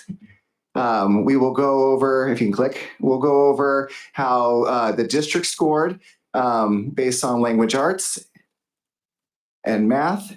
We will go over each of the school sites and talk about all of their subgroups and how that impacts our differentiated assistance that we receive from the state. We'll go through every single one of the school sites. And at the end of it, we will talk about our major expenditures. And one of the purposes of this report is because it's supposed to happen after Austin has done his mid-year report and is supposed to say like, well, how are we investing our money? Are we based on our data? Are we making the changes we need to make? And one of the interesting things that I looked at when we looked at our major expenditures is we fund those from the beginning of the year, meaning there is no half measures in terms of our funding. These are transportation, these are salaries, these are supplemental days built in the calendar. So with our major expenditures, if we were looking at their data and saying we're not moving the needle, we need to do something differently, most of our money is tied up in costs that are already expended once the year begins. And so that is the wonderful presentation that you will be getting next month. And we'll have, but we do need to approve the mid-year report tonight. So I have a question. Give us the teaser. Is it working, slow though it may be? It is not. Okay. Well, this is last year's data. Right. What is it? It is the student proficiency. And I've been up here enough times to say is that we absolutely need to change. And that's the model that we're moving towards with the PLCs. That's teachers working together to make, it's teachers like steel sharpening steel, teachers sharpening teachers. That is the model that's been around for 20 years. It has just recently arrived to Windsor. We're very excited to have it. But yes, we're looking at what will move the needle, and we're doing that now. And we hope that next February, when we give this presentation, that we will be able to say, that we've impacted, the scores, and really what we're saying is the students of Windsor. Thanks. So this is on 2023. Yes. Okay. I just wanted to note that this is what we really have been focusing on as a board. Like, I know our focus of this meeting has been pretty financially focused, I would say, but as far as like what we've kind of directed as what the district focus should be, it's like this. So it's Next month, we're going in depth. Like, that sounds great. Yeah. And I appreciate you saying that, because I think this is they did an adjustment during the break for the president and our assistant superintendent say, look, let's give this the time that it needs, because this is one, and we're going to cover a lot of other stuff, and then we're going to kind of go back to this core priority. Go ahead. No, Right. So Brian was going to hit, the high level points, and then we would come back and revisit this with more in-depth information in the upcoming month, just to make sure that we really cover it. Got it. And I just wanted to let my fellow board members know that I've met with Brian, and he's well aware that we're not making the progress that we need to make. And but I feel like he's putting the programs in place that will move the needle. So even though the results do not look good, they're not acceptable, what I'm seeing. But Brian's, feet are to the fire, and he knows that they have to move it. So for sake of time, let's let Brian, do his high level presentation, and then we'll revisit this again. Yeah. So that's all. That was it. I thought that was just the trailer to the movie. No, that's it. Yeah. So you're looking for a motion to approve, accept. What are we doing? I did have a You're approving the mid-year LCAP. I would so move. second, I guess. I'm sorry. So is there any public comment before we do? Oh. Do it. Okay. Do it, Kelly. Do Yes, it. please come Let's up. go. No. And please say your name too, so that we know who you are. Okay, Kelly Lister, a parent in the district, resident in the district, fellow educator, and I have been doing my duty at the district LCAP committee, and I just want to express that while I am all for PLC work, which has been around 20 years, Sonoma County, it's exact same work. In fact, many of the same presenters that were here 20 years ago. And I do believe in somewhat sharpening teachers. When teachers don't know how to fix the problem, it's really hard to sharpen each other. And I know that tonight has been a lot about finances, and I just want to stand up here and remind everybody all of these other extra fun things that just enrich life are not going to enrich life if you have kids that can't read and do basic math. And if you've got teachers, which many of us, I've told you before, we weren't taught really well in our programs at college. We need to know exactly what to do. And a lot of school districts across the nation right now are moving to get the training in place. They're not moving to try to help each other. You don't get people together in a room who can't solve a problem and say, just solve the problem. It doesn't work that way. You have to have the actual solutions in the room too. So I just want to continue to push. I know that financially, we're kind of putting stuff back to the principals, say, good job, have fun, you figure it out. That's a lot to ask as somebody who was a principal. That's a lot to ask of a principal who got the same teacher education as the rest of us.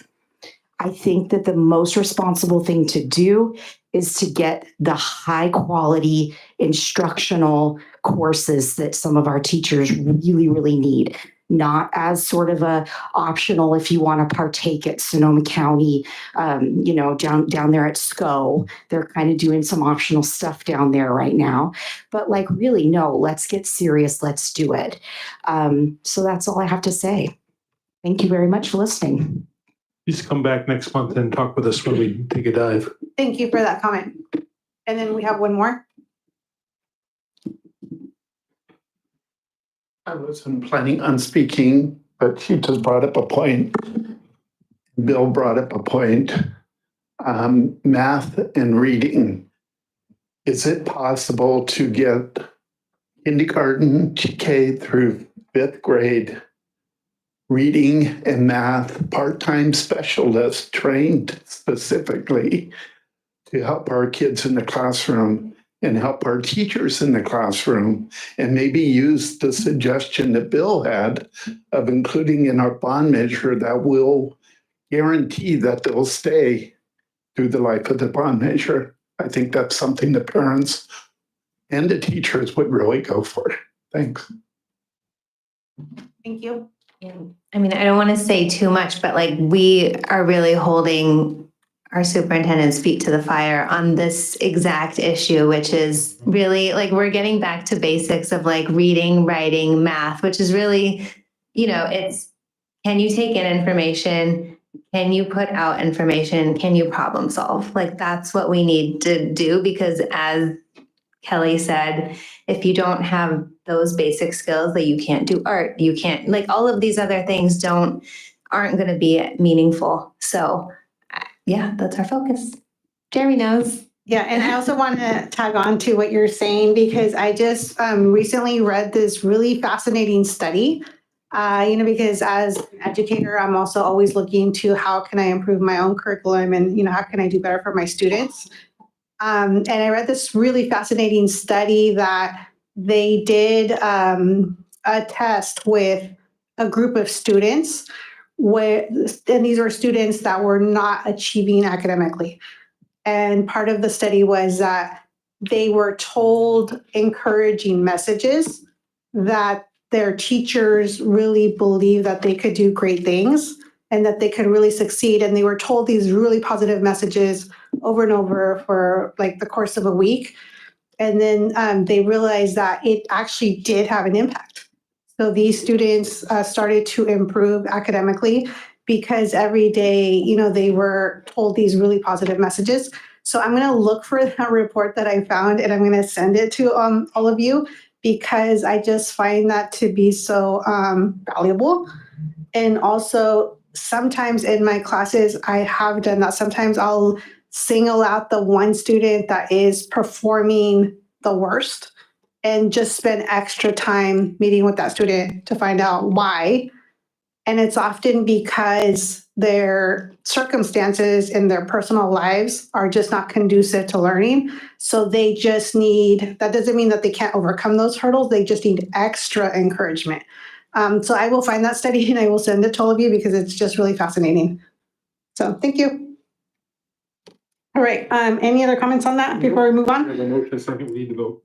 Oh, sorry. I did it, Brian, on the one thing where it says district matters excerpts, page or the last, whatever.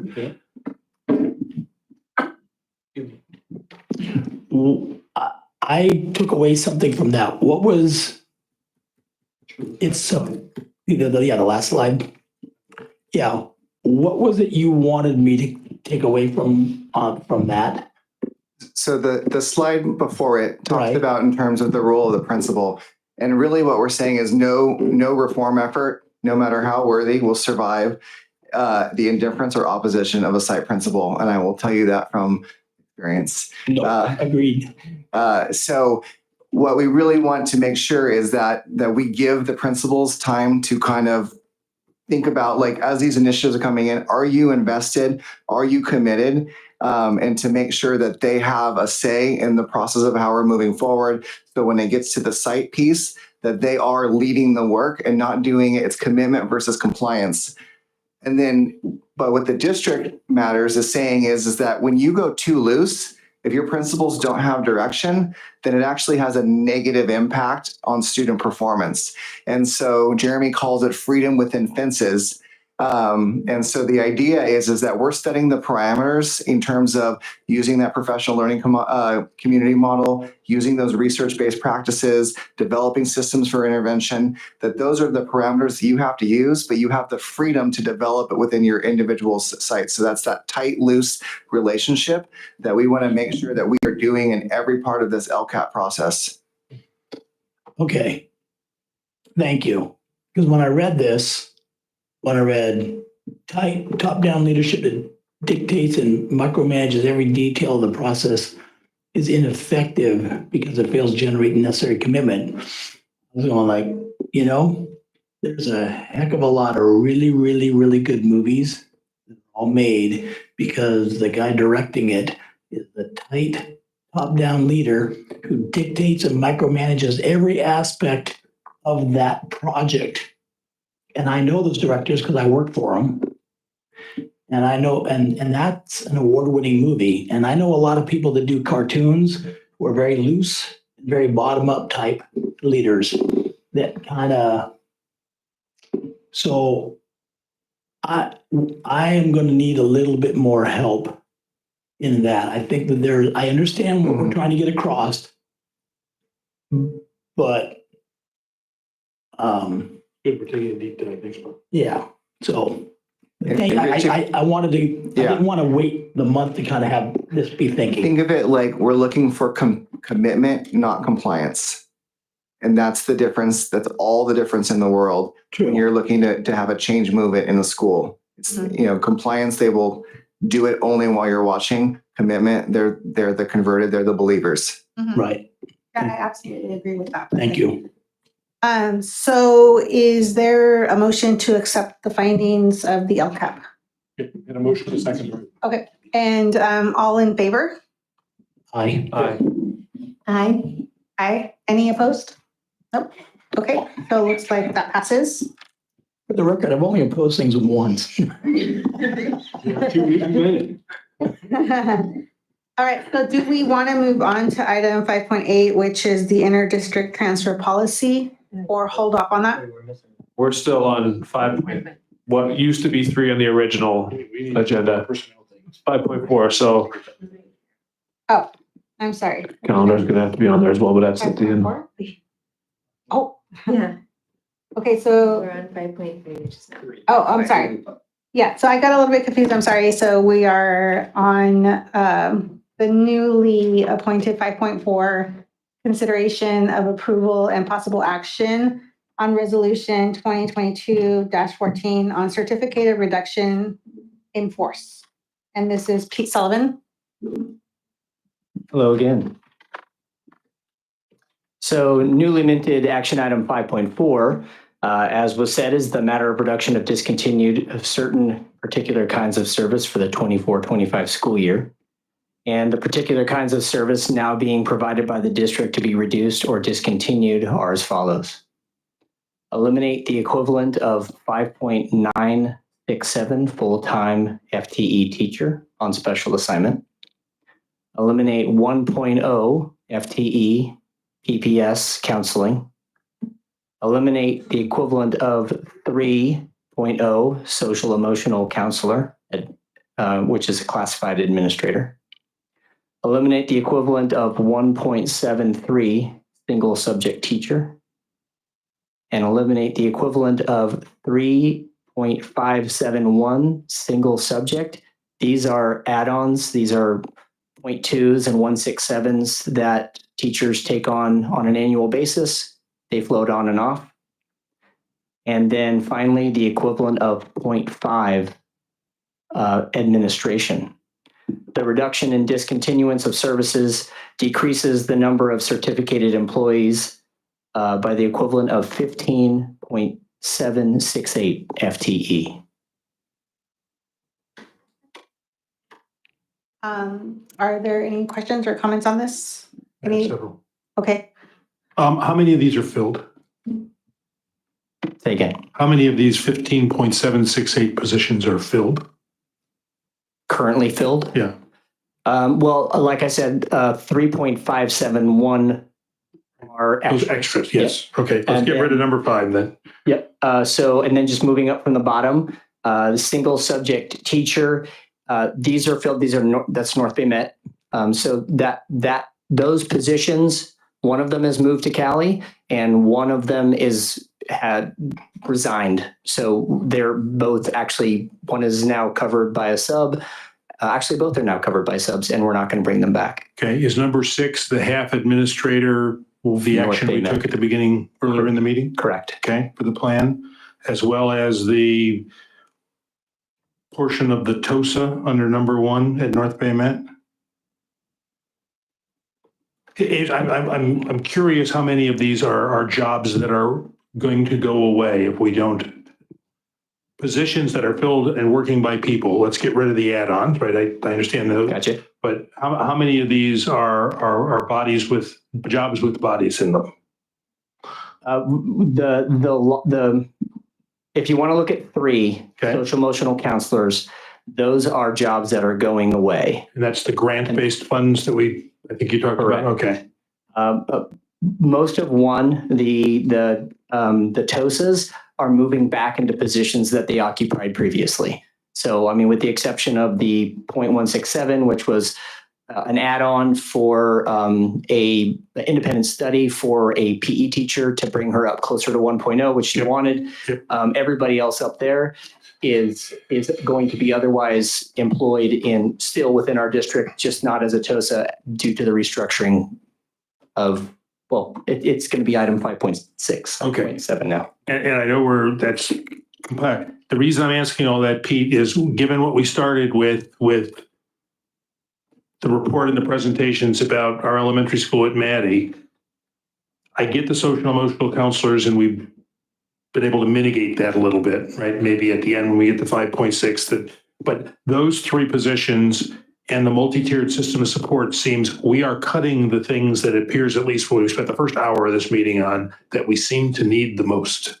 And so maybe it's at the end, or if we could weave that in when we get these 4 or 5 personnel pieces to talk about that, because it may be, that's why I asked how they were filled, right? We need to give the notice, but we have another meeting on March 14th. We do. I for one may want to consider to say, well, we may need to tap some reserves or something, that if multi-tiered systems of support and emotional counselors are one of the potential solutions. Perhaps that's not what we should be cutting. Maybe we should be investing more in that. And I know this is new because you've been floating these ideas with the board for a couple of weeks, but that's my question. I'm gonna support this, but I think when we get to the end of this bundle of personnel matters, I'd like us to talk one more time that, ask another thing. Do we anticipate that if we got better financial news, right? We're now saying, and we've given the notice right ahead of time, that we would have the flexibility to reestablish some of these positions? No. Okay. So when we looked at this, let's specifically talk about the social emotional counselors. Okay. We looked at every single position, tried to identify the greatest need, did identify it at the elementary level, prioritized keeping the social emotional counselor at the elementary level as a split position. Okay. Although that's been modified slightly because in giving some control to principals with how they do their budget, at Brooks, it was prioritized even further to keep the full-time social emotional counselor there by cutting something else that they had, which is identified in here. And so one of the things that we have to figure out is how we're going to deal with that, knowing now that there's 0.5 at Maddie, you're not going to get a 0.5 social emotional counselor. Right. So potentially we could look at that as an increase in hitting the general fund, or we would try to, what we've been trying to do is a net zero sum, right? We're going to keep that, then we're cutting something else. And I'm trying to think of some of these, when you talk about the TOSAs, we're looking at the last 3 years and, TOSAs are great people, right? They're great educators, but we haven't moved the needle. And so we're looking at different strategies that we could potentially employ to move the needle. You have more than answered my questions and concerns. I wanted to raise them so we had the conversation. Understood. I But think those are really good questions, Well, Bill. these are hard have, cuts. Yes, I have a wild card question. Is it at all possible to somehow combine the work of the social emotional counselors with like an arts integration program? I don't think so. Based on kind of the structure of what those positions really are, I don't believe so. What we've talked about doing, listen, we know that losing counseling services is always scary. And we're looking at different models to make sure we support students. We've talked about SOS, which is a company that we've used for many years. And they're on a contract basis. So if something comes up, we can always reach out and ask for more services. These are good people. They were funded with a grant that's run out. And we've looked at a learning recovery block grant and the best way to expend those funds. And we talked about counseling services in there. And what we've said is we've identified that the deans that we have added have had a greater impact for more students than our social emotional counselors. Social emotional counselors have a great impact on a fewer students, right? But a great impact on those few students. But we have such needs that it's almost a luxury that we can't afford. And the dean of students we found really affect hundreds of students versus the 50 or whatever. I couldn't tell you exactly, but you know what I'm saying. So we spent a lot of time combing through these, talking with principals, going through this process to get to this point, and it wasn't easy. But you know what our budget looks like. So that was the level of detail, which I will not ask on every single one of these, but one I would like to have, if you could fill it in for us, is where the relevant union was on these cuts. Was there pushback? Was there any negotiation about it? Was there, are they saddened but understanding? I just would like to have us know this when we're making these personnel decisions. I would say that we have had a good relationship with the union regarding these cuts. Many of the counseling positions, for instance, are management. Right. So that you would think of it that way, but the majority of those are management. And I think that they understand the position that the district is in. At least that's kind of the conversations that we've had. And of course, nobody wants these cuts. We don't want these cuts. Right. But they recognize the necessity to have a balanced budget, or as close to a balanced budget as we can. Okay, I know we're going long. Those conclude my questions. Yeah, okay, thank you. No, and I think, Pete, you should stay there. I'm here. Here I go. Oh, go ahead. So I was just going to say that, actually, I forgot what I was going to say. Go ahead. Okay, yeah, so we need a roll call vote on this? And I'm sorry, I think I forgot to mention or ask if there was any public comments. No? Okay, so we'll public.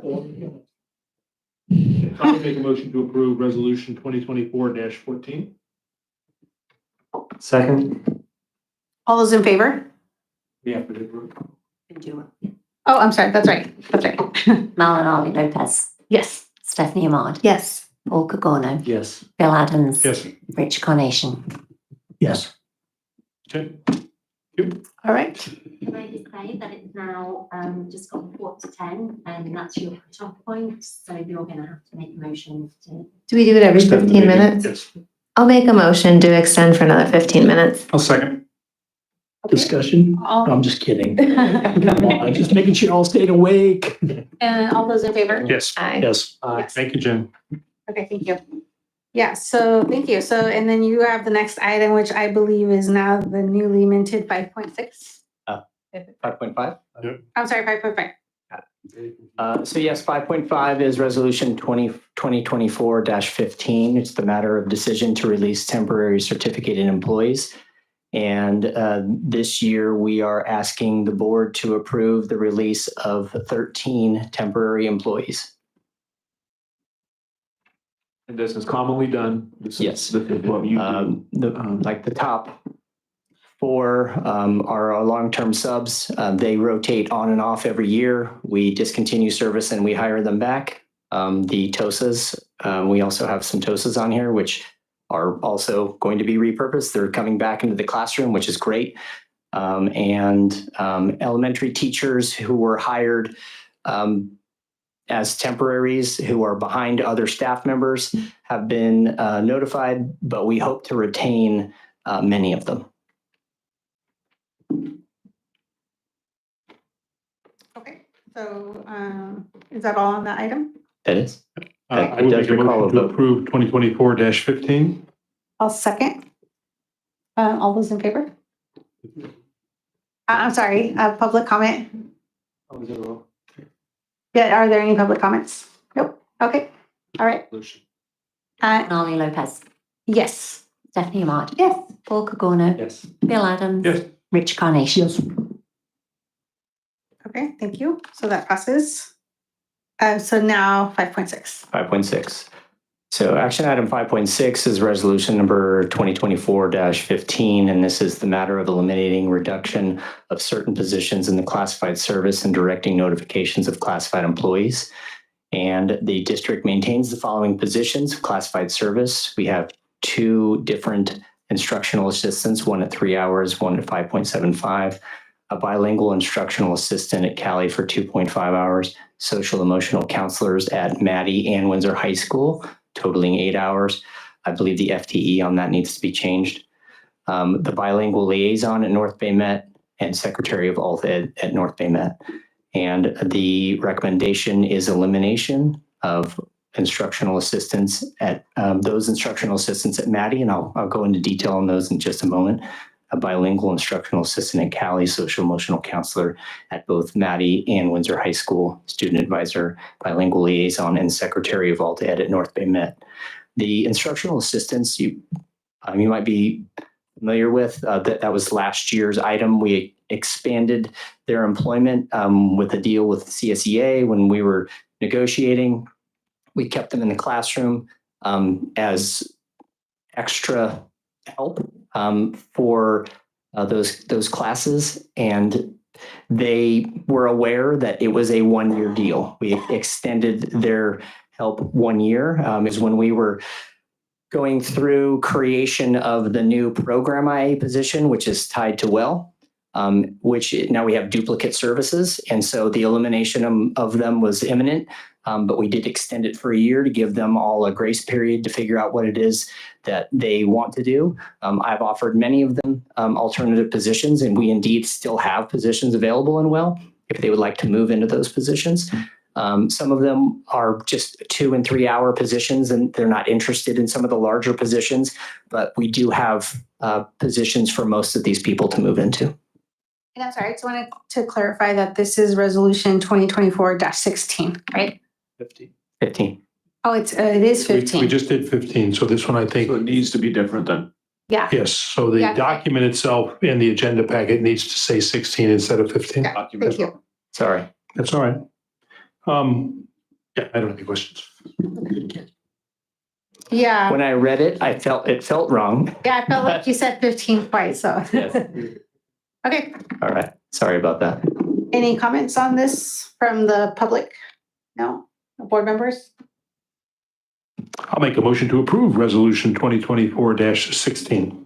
I'll second. Okay, thank you. And is this a roll call? Caroline Lopez. Yes. Stephanie Maud. Yes. Paul Cagorno. Yes. Bill Adams. Yes. Rich Carnation. Yes. All right, so that passes. Voice is changing. Okay, so finally, I believe we can move on to item 5.7, which is also key. And this is consideration of approval of adjustments and changes to the positions listed in the WUSD administration salary schedule. Yeah, you got me for one more, and Brian's going to come up in a minute too to add some. So in item 5.6, we actually have two topics. Tonight, we seek approval to restructure and change our administrative salary schedule, and also to create 3 new administrative positions. The motivation behind the change to our administrative salary schedule is to simplify, to create flexibility, to align, and to update. To simplify, we want to create broader administrative categories, allowing for one line to define multiple positions. The flexibility of new categories will allow for growth and changes without adding and changing our salary schedule each time we need to add something or subtract something. Alignment, it better matches our neighboring districts, specifically Santa Rosa. And updates reflected by the requested additions to existing categories. And I'm going to go through those right now. So we currently have categories. We have directors and coordinators. Instead of listing each director and each coordinator as a specific and separate unit, we are housing them under titles Coordinator 1, Coordinator 2, Coordinator 3, Director 1, Director 2. So specifically, the coordinators are just broad administrative positions, and we are requesting expansion to 3 levels, and then the director to 2 levels. Noted changes are the addition of 3 new positions, which I'll discuss in topic 2, but Brian is going to add the rationale and the effect of these changes. Rich Carnation once said, "I would rather have fewer people that were very effective, even if we had to pay them more." So what we looked at was consolidating positions in order to realize an overall savings for the district. But by doing that, it meant increasing the current workloads on all of those positions. And so that's why we're justifying basically the promotion. That's what all of these are. As you heard today, with everything that's going on in terms of all of the student discipline going on, a director of student service is absolutely necessary, and she has done a fantastic job in that position. The coordinator of ELD, migrant ed, and immigrant programs, as I take on more of the jobs that our continuous improvement specialist did, it would allow me to give some of those duties to that coordinator. And if I'm being real, that coordinator should speak Spanish and I don't, to be able to connect with our families. The director of early childhood development, our preschool program, is the only program like it in the entire region and probably this half of the state, and it is growing like crazy and deserves a director position. We talked about that coordinator of Secova Independent Study and Home Hospital. That's the other half of Heather Christensen's position. The Valpatosa, the most important thing on that list right there. The grant coordinator, it's expensive, but you know what? It pays for itself, because as they're going through and finding millions of dollars of grants, it costs us hundreds of thousands of dollars to get them. And then oftentimes you can apply the cost of the grant coordinator to the grants. And then we are restructuring the way CTE and the Partnership Academy grant management happened at the high school, putting it under the duties of the new vice principal, because we're taking a lot of the grant writing off of that current position, and that's what that position was doing a lot of, by moving it to a grant position. And so we'll basically see that $121,000 in savings. So with this restructuring, we will see a net savings of $271,000. Is that grant coordinator position new? Yes. Can I clarify something? I see a lot of TOSAs on the ones that are going away. Were those considered administrative costs? Well, they're district costs, but they're teachers. Okay, because see that doesn't really balance. You're losing teachers, but you're gaining administration. I just wanted to clarify for myself. We were looking at this from an ed services lens, like everybody in the ed services department. And then they were part of the ed services department. So that was kind of the way this was constructed. Not so much the teachers versus administrators, just the department. No, I just wanted clarification because when I saw those, I go, well, those are teachers' jobs. And over here, these are admin jobs. So to me, it felt a little like apples and oranges. I understand. I understand. But I think, Paul, a couple of resolutions ago, those TOSAs who are listed on the left are the ones who are retiring, right? So they've gone. Well, no, some of them are moving into other positions. Right. No, I understand that, but okay, for me, these aren't balanced. They're different. These are teacher jobs. These are administrative jobs. Okay, so I'm absorbing their duties and then shifting the management that I've done over ELD and LPAC to the coordinator. So it's not, yes, you're right. It's apples and oranges instead of teachers to admin, but for duties to duties, I would argue that it's apples to apples in terms of the work that's being done. I'm not disputing it, and I think the savings may be real, but it just seems I don't know. I don't totally understand the new vice principal on site administrative duties 0. Maybe I missed when you explained that, but I don't know what that means. So because we're shifting, so right now we're employing a CTE CPA grant management position at $121,000. So when if in the new role of the vice principal, we're taking away all grant management, which was a major part of the current role, and we're giving all of the CTE CPA grant management to that position. That position already exists. And so it's So not because costing all us the any more duties are money. going away, you're basically getting that person Yes. to actually be able to be the vice principal. I see. And so site administration, so people are getting freed up. I mean, I love like rethinking things and kind of, because what we know that, and I remembered what I was going to say like 3 items ago, but it applies here, which is like, we know that what we have right now is not working. So it makes sense that we're wanting to make changes. Like, Bill had asked a question earlier and I answered the question I had, which was, are these changes related to the work that we're doing? Like where we're really assessing how we want to be staffed. And it seems like they all are. So I feel confident and I love consolidation.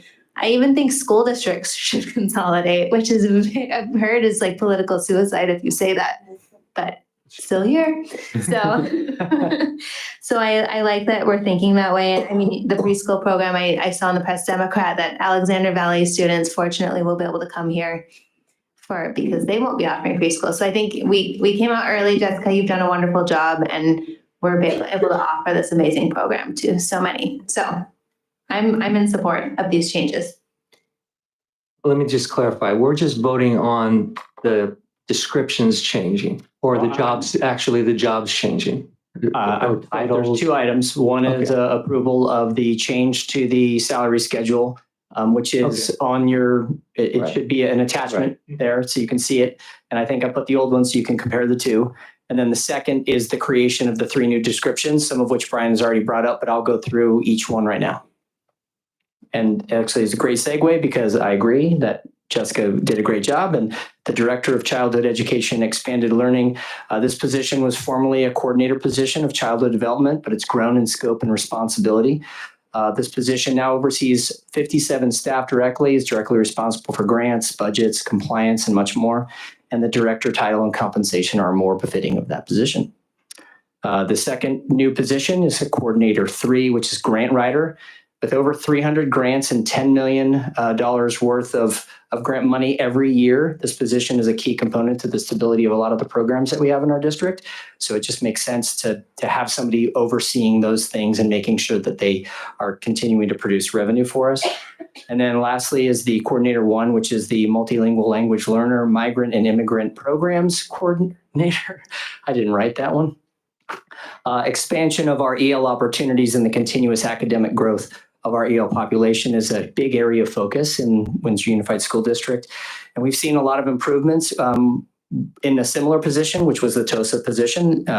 And those with expanded duties and responsibilities, we believe we can accelerate that growth. It's apparent that we need to increase some high-level coaching, as well as have a really nimble administrator in charge of that. And we think it can be offered through this position. So I had one other question apropos to what Paul was asking about.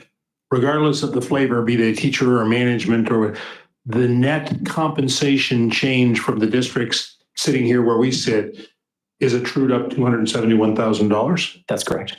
Okay. Is that To complete the duties. Yes. All the duties that are on the. Well, we had been paying 1.2 million and now we're paying 952,000. So we're saving $271,000 from the gross expense of compensation. For these duties, correct. Outstanding. Okay. Does that answer a little bit more? Okay. Yeah. Because when you asked, I wasn't clear about, whether 271 was the real number or not. Still mulling it around in my. Because I sold $271,000 to Carnation to say, look, that gets us a sixth of the way to $1.6 million for North Bay Met. But I believe Jeremy has already spent that money. okay. So do you need one vote, two votes? Wait, Bill. No, I just wanted to clarify. It must be the teacher in me, because when I see teacher jobs over here, not going away, but being moved differently. And I see admin kind of bumping up. Granted, you're getting more duties and I understand all that. It's a little hard for me to swallow. Let me help you just real quick. That is also symbolic, though, of how we have been working with our teachers inside of our district. And they have been rising up, going from teachers to administrators. No, that's a good point. No, I mean, yeah, I see that. I just wanted to. No, I see. It's a fair point, Paul. Is it fair that? I'm not questioning it. I just, to me, it looked like it was different. I mean, understood. I don't know. Yeah. Maybe you can. No. All right. So do we have a motion on this? This is, okay. I'll make a motion. Can we do one for both items? One for both. I'll second approving both. Same item. Yeah, okay. Thank you. And Yep. then It's a civil vote. No? roll call vote? No, not a roll call. Oh, I'm sorry, public comment? I'm sorry, it's been a long night. Are there any public comments? No, okay. Vote. Yes. Yes. Oh, we just vote. All those in favor? Yeah. Oh, so this is not a roll call vote. Not a Okay, roll so all those in favor? I'm sorry. Aye. Aye. All right, so that looks like that passes. Thank you. No opposed. We're in favor. I know. Wait, aren't, So we. oh yeah, that's right. Is that the newly minted 5.9? Yes.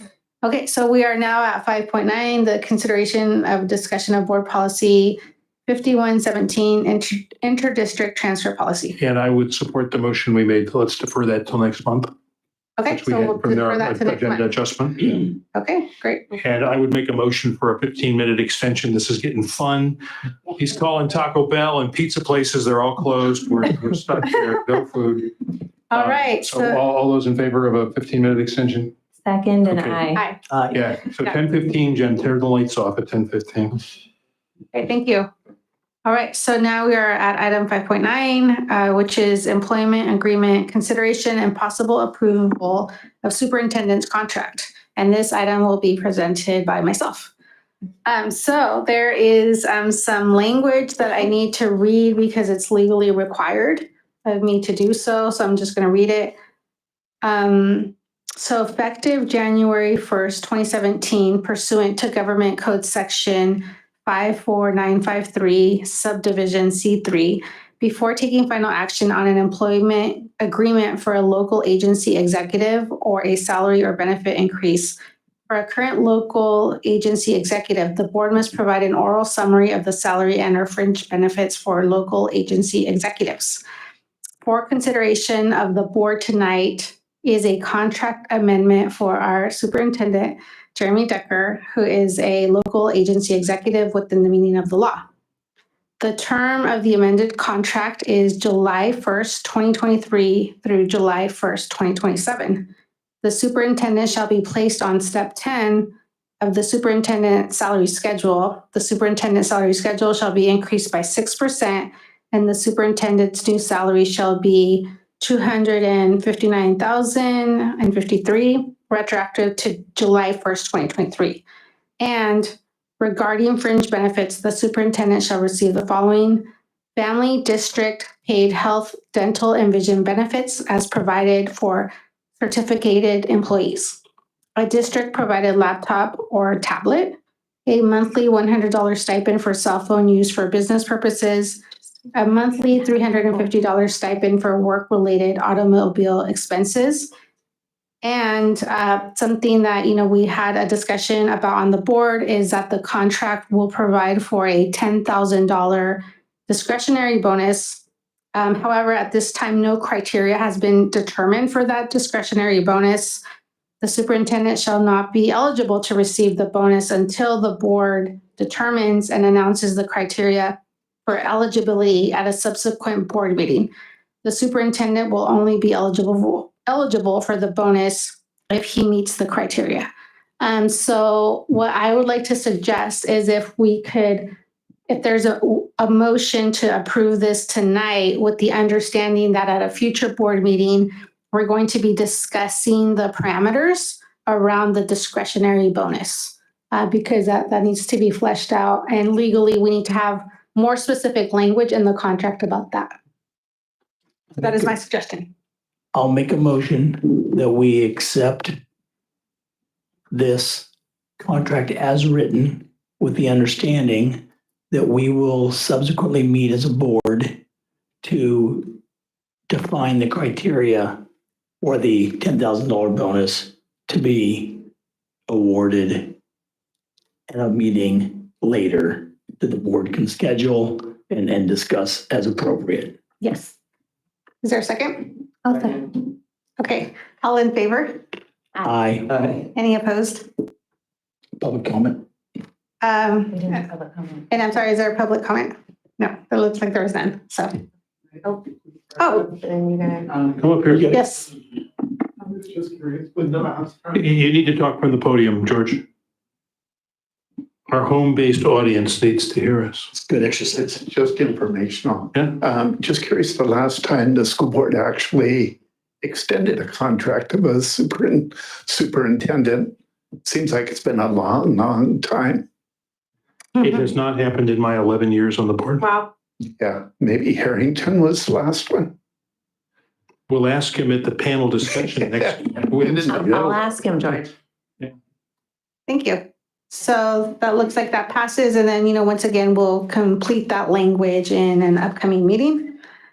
And let's see, we did say we were going to revisit this calendar. At the very end here. So It could be a quick discussion. please. So we have, it's January 7th, I believe, or is it 6th or 7th, Brian? Well, here, let me see the calendar, please, Jen. So we have a professional development day that is scheduled on the 7th of January, okay, currently. September 6th is a student day, okay? What we would like to do is flip those, make September 6th a professional development day and move basically classes would resume on the 7th for students. So we're just switching. So it doesn't change anything for our teaching staff, but it does change things for our families. And the reason we're doing this is because we're trying to further our PLC work. One of the individuals that has been a presenter for our PLC work was requested by all the teachers participating. They asked that we go and get him to present to our full staff because he was very inspirational. Mm-hmm. And so Brian contacted Solution Tree. We couldn't get him on any of the days that we had already booked, but he could come September 6th, and we wanted early in the year to really set off the work that we were doing. So we're requesting that change to the calendar. And I see that we've gotten a color version that says board approval on February 15th, 2024. So I'll make a motion to approve the whatever revised version, the February 15th, 2024 version of our calendar. Thank you. Okay, is there a second? I'll second. Thank you. All in favor? Aye. Any opposed? And we do have to recess back into closed session. It can be really short, but there's an item on there that we have to take action on. Okay? Within this same item? No. Or different A item? different Of our item. closed session Oh, I report. see. Okay. And we'll have to report out again. Thanks for playing at home. So the Thank you report out, if for- you really want to stay, will happen over in my office if you want to stay for the closed session. Kelly, are you sure? Come on, I see you walking. Jeremy, can we, Jeremy, can we adjourn over there? Or do we have to come back here? We don't have to go back here. That's why I was saying we'll go Okay, back okay. and open over there and All report right, out. just want to be sure. No, we're gonna adjourn over there. Glad I don't have They to- were, they started at like 6:38.